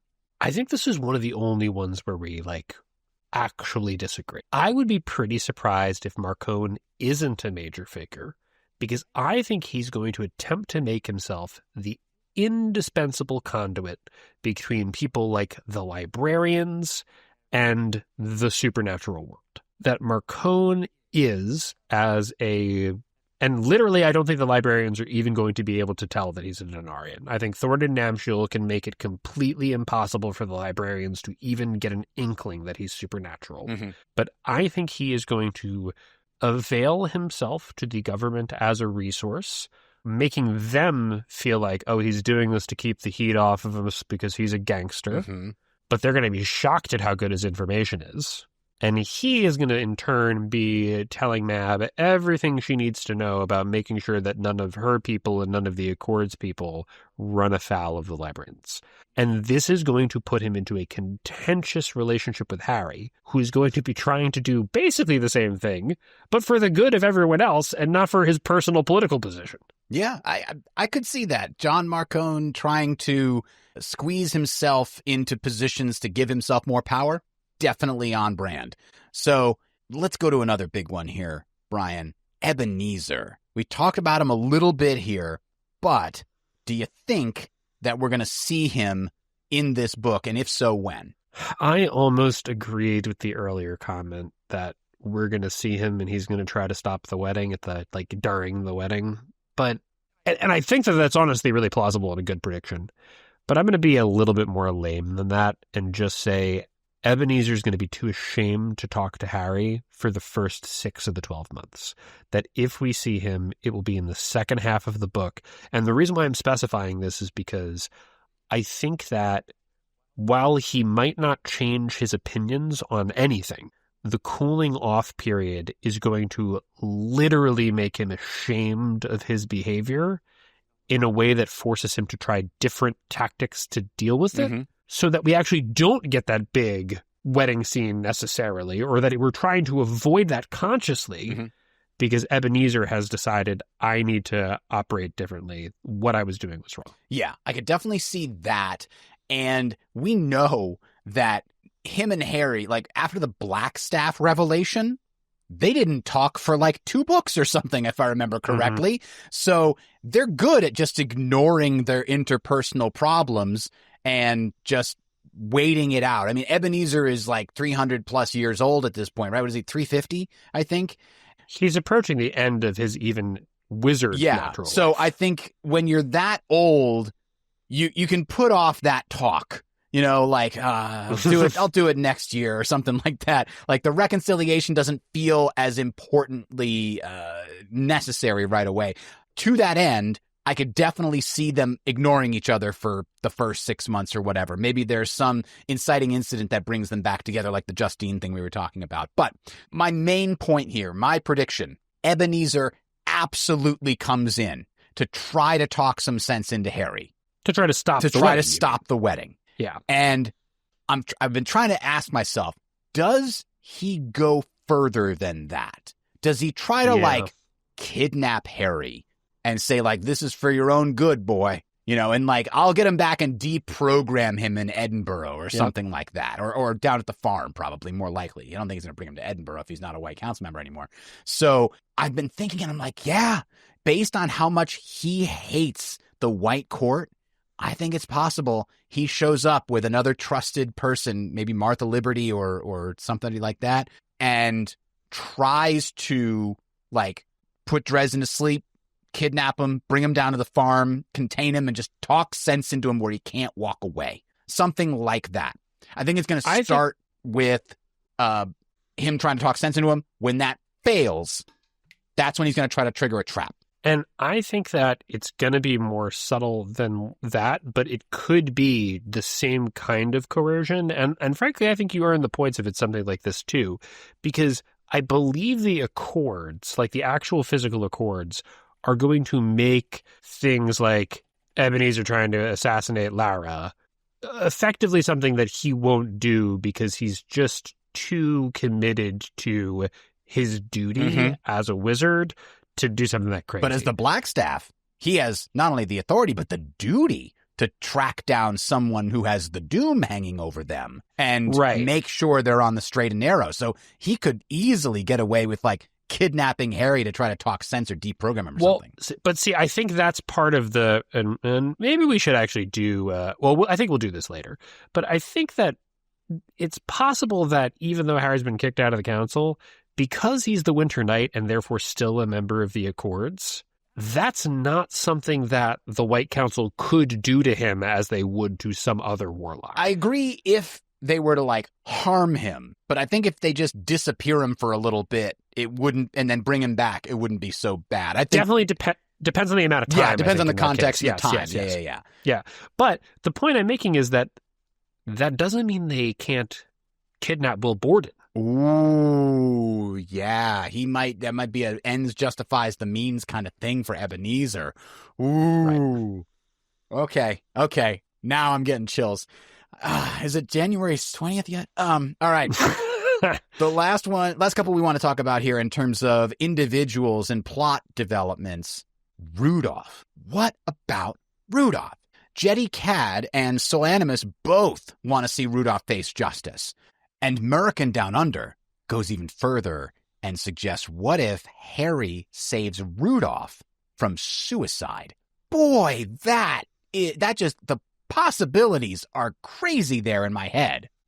Yeah, I think that every fan wants to see Rudolph held to account for his actions. And I think that seeing that in 12 months, that's like a very good prediction to make. Like, it's an interesting prediction to make. Because on the one hand, that's very logical, but on the other hand, Jim doesn't do that. Mm-hmm. You know, when somebody, like Nicodemus doesn't get his comeuppance after Small Favor. We have to wait 5 books to see him again, to see him, you know. So that would be a little bit of a break in the pattern, which makes sense due to the differing nature of the book. But I think that's a good prediction. And I really like the prediction that the justice is going to be in part mercy, as Marcone Down Under is predicting. I think Jim is meaner than that. So my prediction is that Rudolph gets a promotion. Because as far as Chicago PD knows, Rudolph was on the front lines, putting his life on the line, trying to save the city from those heebie-jeebie wielding terrorists. And hang on, you might say, okay, but Bradley is going to set them straight by saying that Rudolph shot Karen Murphy while she was trying to hit a troll with a bazooka? Well, he's going to sound like a crazy person. He's more likely to get fired, to be put on mandatory retirement, psychiatric leave. Plus, there's whoever's working behind the scenes could put their fingers on the scales and make it all go away. Bingo. And what in real life sometimes happens when the government is accused of wrongdoing, or when something unfortunate happens in a battle-like situation in the military. There's a friendly fire incident. Well, you know, sometimes you tell the truth. Sometimes you try to cover it up. Yeah. And one of the best ways to cover it up is to stick a medal on their chest and say they did a great job, and it's really sad that all those nice people got killed. Yeah, nobody would accuse a war hero of such a thing. Yeah, exactly. Yeah. All right, so I think there's a different outcome here. I think Rudolph disappears. Why? Number one, he's hiding from the law. Bradley witnessed what happened. Bradley seems like an up and up. He would also probably be somebody that would be like, ignore the whole shooting a fire giant with a bazooka thing, and just tell I witnessed Rudolph shoot Karen Murphy. He had poor trigger discipline. He was not in his right mind, et cetera, whatever, right? So he's running from the law. But if Rudolph doesn't have a place in the Chicago PD anymore, he's no longer of use to whoever was pushing him to get there in the first place.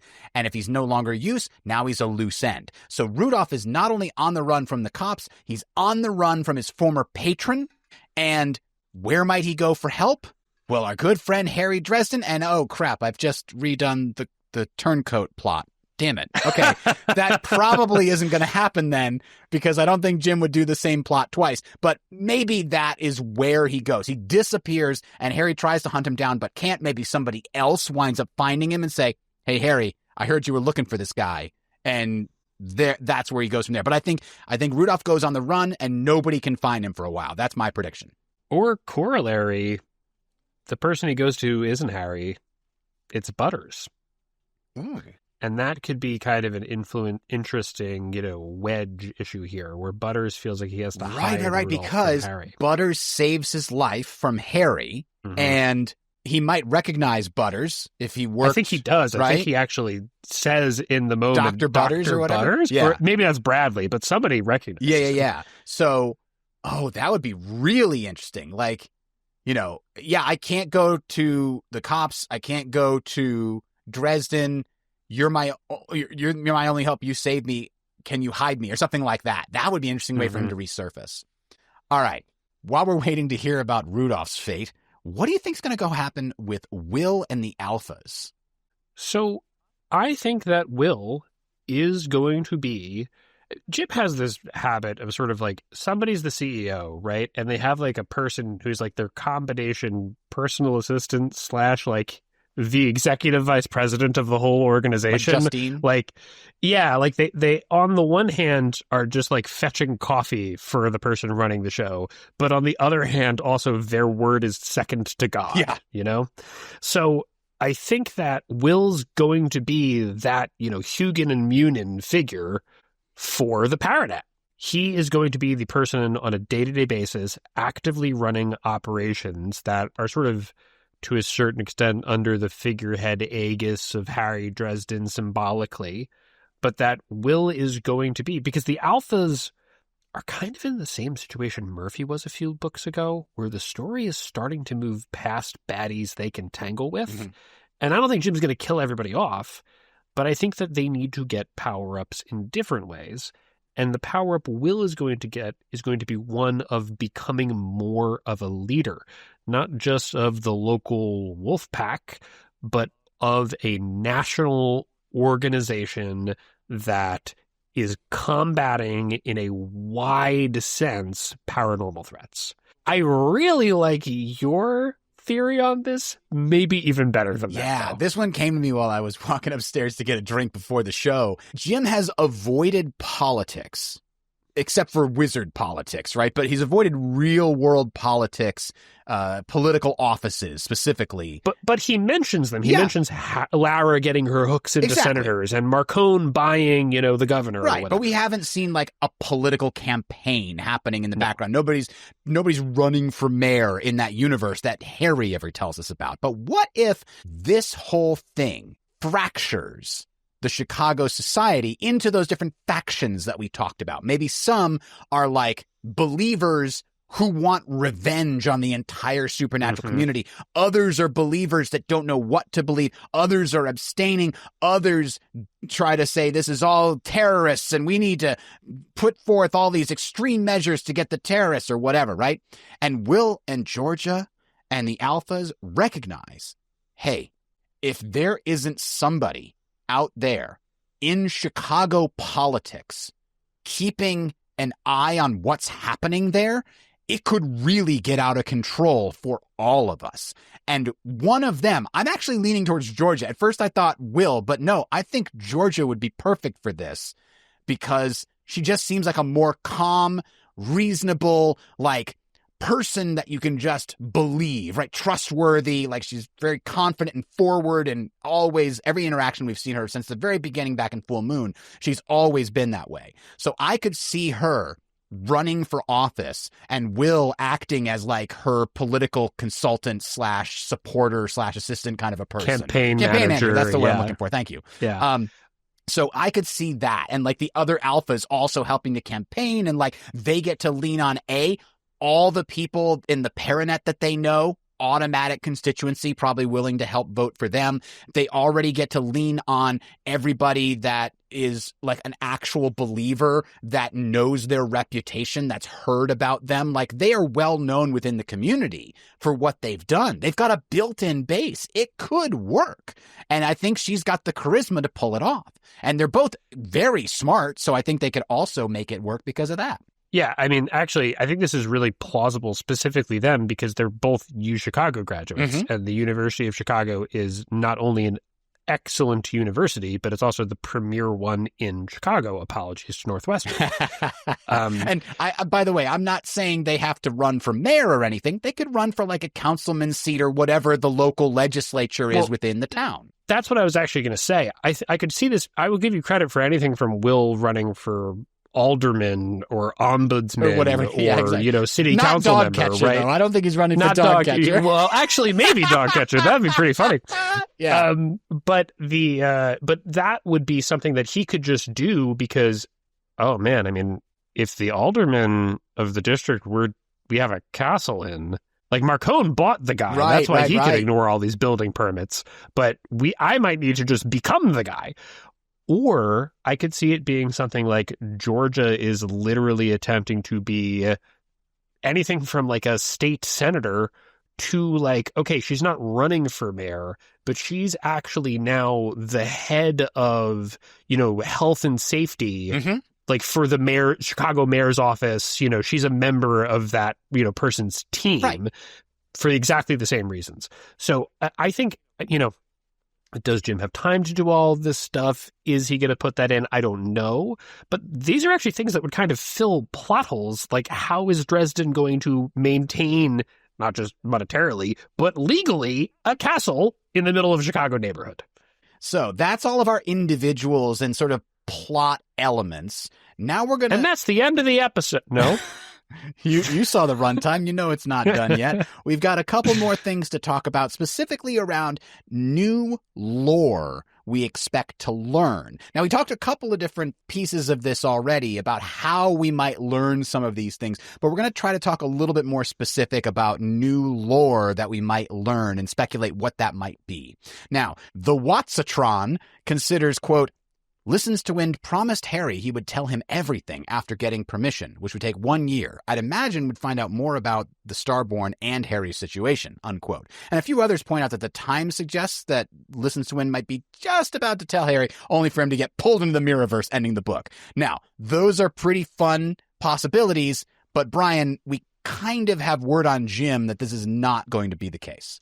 Yeah, it's been jost, guys, if you know that term from the ancient days of fandom discourse, the beginning of TV tropes. The word of Jim is that this takes place in Chapter 1 of Mirror Mirror. But Jim lies.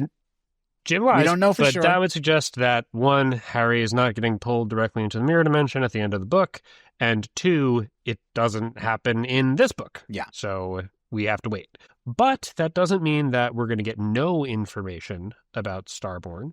I think that if the Justine situation is resolved, we're going to have to find out more stuff about what a Starborn can do, because that's the only person, Harry is the only person, or Harry and any other Starborn are the only person who could get Nemesis out of Justine.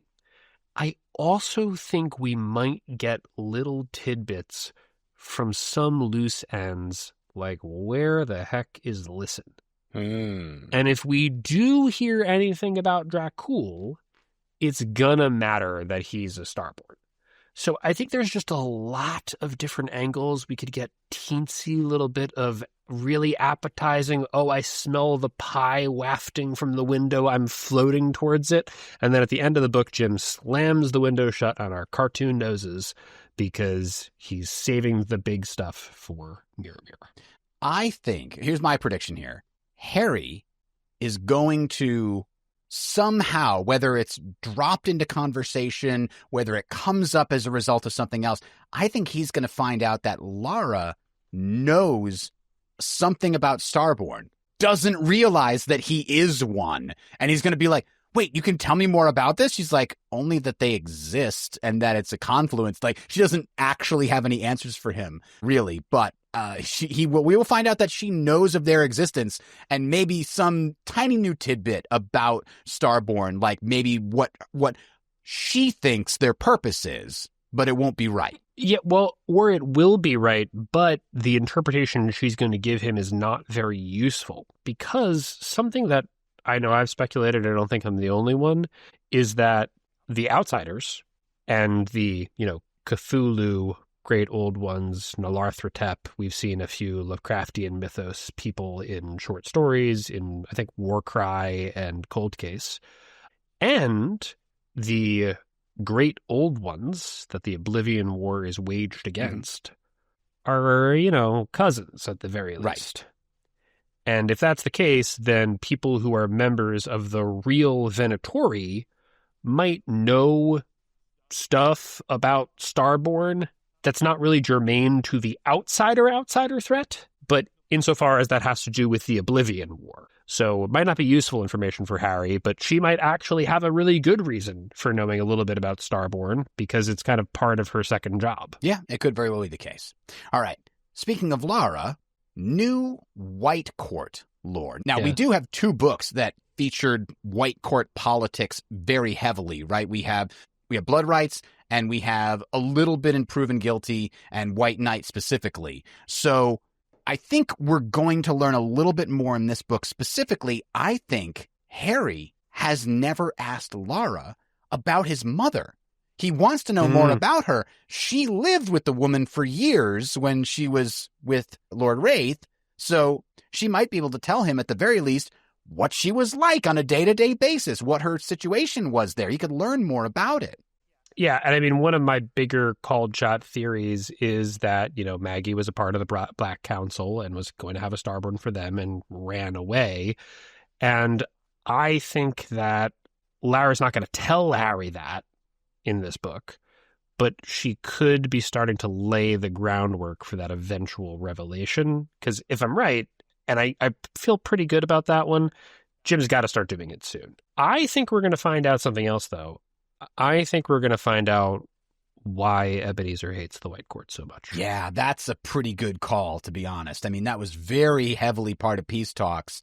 And even before that, I really want to know more about exactly what happened to make Ebenezer hate the White Court the way that Harry hates ghouls. And we got to learn that at some point. And next book is as good as any other.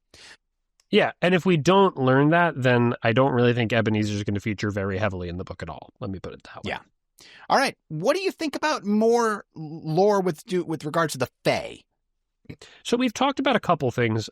We think we're going to learn, kind of what Mab thinks the biggest threat is. We think we're going to learn something about how she began. So I think that those predictions are all possible. Adam, do you have any additional predictions about the Fae? I'm thinking Harry's banner that he manifested in the middle of Battleground is going to become more important over time. And I think this book, he learns a little bit about how to conjure it up outside of that kind of desperate battle situation where he kind of did it unconsciously.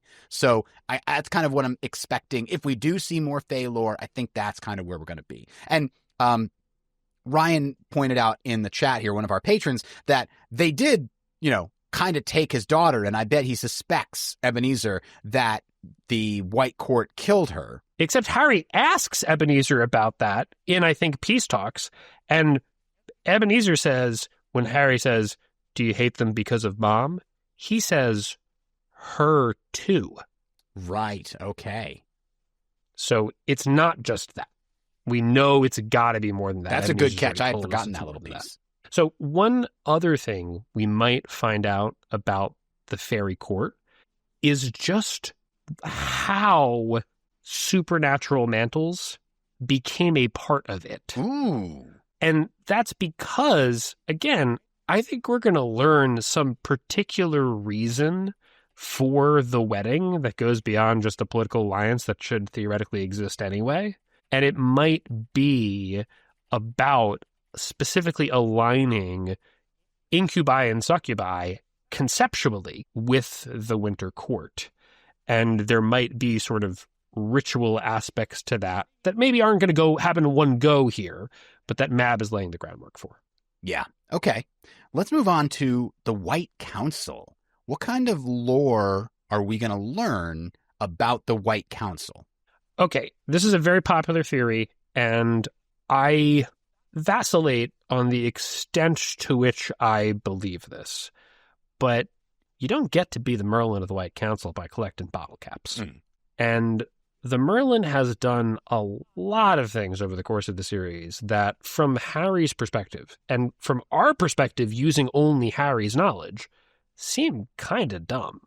Not, stupid in the sense of he's an idiot, he's clearly not, but stupid in the sense of what possible goal could this be serving that's more important than the one that Dresden served? Right, a lot of them seem counterproductive from Harry's perspective. I think we might not find out what goal the Merlin is serving, but I think we possibly will find out that the Merlin didn't get Harry kicked out of the White Council because he doesn't like Harry and doesn't want him to be a part of the council, but because he didn't want the council to have to handle blowback from the kind of stuff Harry's going to have to do now. Right, so you're saying he engineered Harry's expulsion not out of malice, but out of practicality, something that probably would benefit Harry and the White Council equally. Or not equally, right, but at least both to some extent. And perhaps even though he is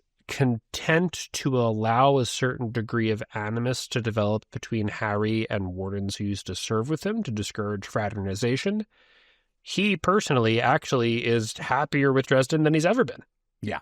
So I've got a crazy theory here. And if it doesn't happen in this book, I think it's going to happen at some point in the near future. The outcome of Battleground vis-a-vis Senior Council is not clear. You can read Battleground as if Christos is dead. You could also read it uncertainly, and it's not given any certain answer.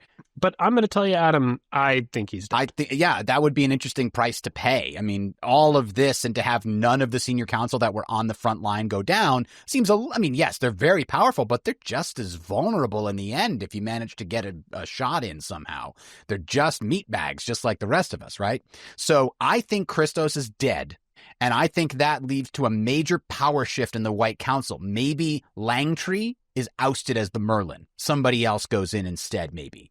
But, and this is going way beyond that, I am reminded of the last Harry Potter book where there's a coup in the Ministry of Magic, and it immediately causes chaos where they try to, send Death Eaters after the party and things like that. I could see something like that happening with Ebenezer showing up on Harry's doorstep, bloody from battle, and requesting aid or something like that. Similar to Morgan, but instead of this, I've been accused of a crime, it's civil war within the council, right? I think that scene, something like that, is coming. Probably not in this next book. I think it's going to need to be its own thing, but I think it's going to happen on the periphery because Harry's not a part of the council anymore. I don't think he gets involved directly.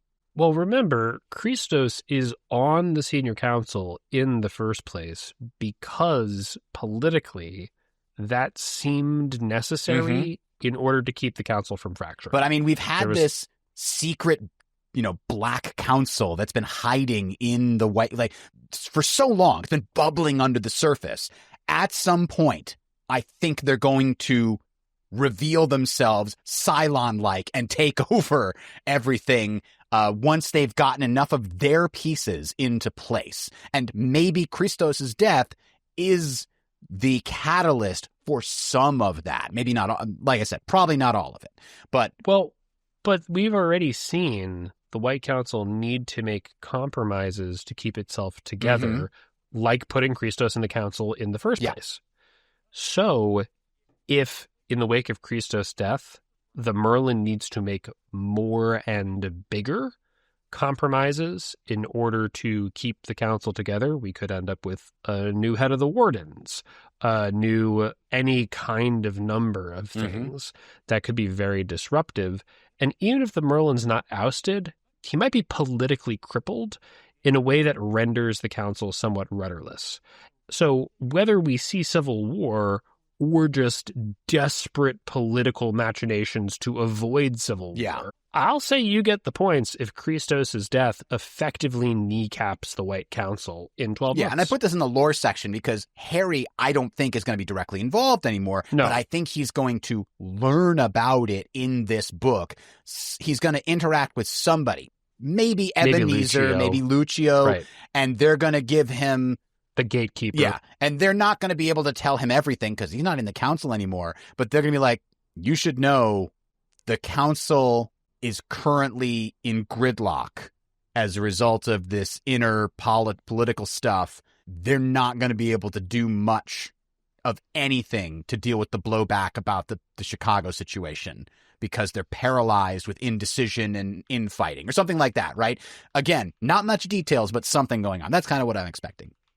Now, I think we're also almost certain to get some actual hard info about the Library of Congress, which Jim has been teasing and talking about and mentioning, as far as we can tell, since Full Moon, and he started being asked questions about the Lugaroo tape. TM 8041 and Pretty Low 3439 both think we'll have some interactions with librarians. I totally agree. Adam, do you think it's going to go anything further than having some interactions? Yeah, we kind of outlined some possible plot situations, but my revelation vis-a-vis lore is, consider for the moment, the librarians apparently have existed for a while.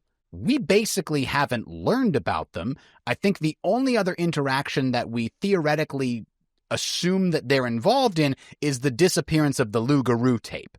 I don't know that there's any other overt examples of things that we can attribute to their involvement, right? And they probably were involved in covering up the disappearance of Milwaukee during the Unseelie incursion of, 1994 or something like that? The thing that resulted in the Accords. So given the fact that they've been around for a while and we hardly ever hear of them, that could suggest two things. One, they're a joke and the supernatural community doesn't take them seriously. Or two, they're extremely competent and they stay secret and hidden very well. So that led me to okay, how could that second one be possible? So my prediction is that they turn out to be a lot more knowledgeable and competent than anybody expects. And maybe the way that happens is because they have their own group of maybe one family throughout the years that has been wizard level talent that left the White Council or was never part of the White Council in the first place, that's been part of this organization, that's been able to shield it from the White Council's knowledge or from anybody else's knowledge about how competent they actually are and how knowledgeable they actually are. So that's my prediction. We're going to find out they know a lot more than anybody gives them credit for, and they're a lot more competent than anybody gives them credit for. Nobody takes them seriously, but they deserve to be taken seriously. They use that. I think that, honestly, they, like you said, are highly competent, and their goal is simply to suppress knowledge of the supernatural being real.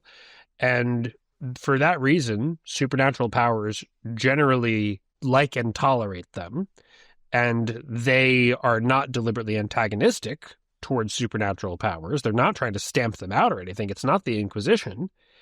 They're very, very shadowy, but they're not supernatural joint special operations command. It's not an agency of Kincaids and Agent J's and Agent K's. It's a bunch of butters. That's interesting. It's a bunch of nerds who go and research the supernatural so that they know what's going on and they can cover it up. It's Jacques Vallée and the guy who did the Mothman prophecies, and it's a bunch of those wackadoo scientists in our timeline are in the Dresden Files, accredited government researchers who work for the Library of Congress, and the men in black are the kinds of people who appear in their stories because that's their cover. Yeah, that makes a lot of sense to me. All right, Brian, I think we've covered it all. No, not even close. But I think we've got all the big ones we wanted to talk about.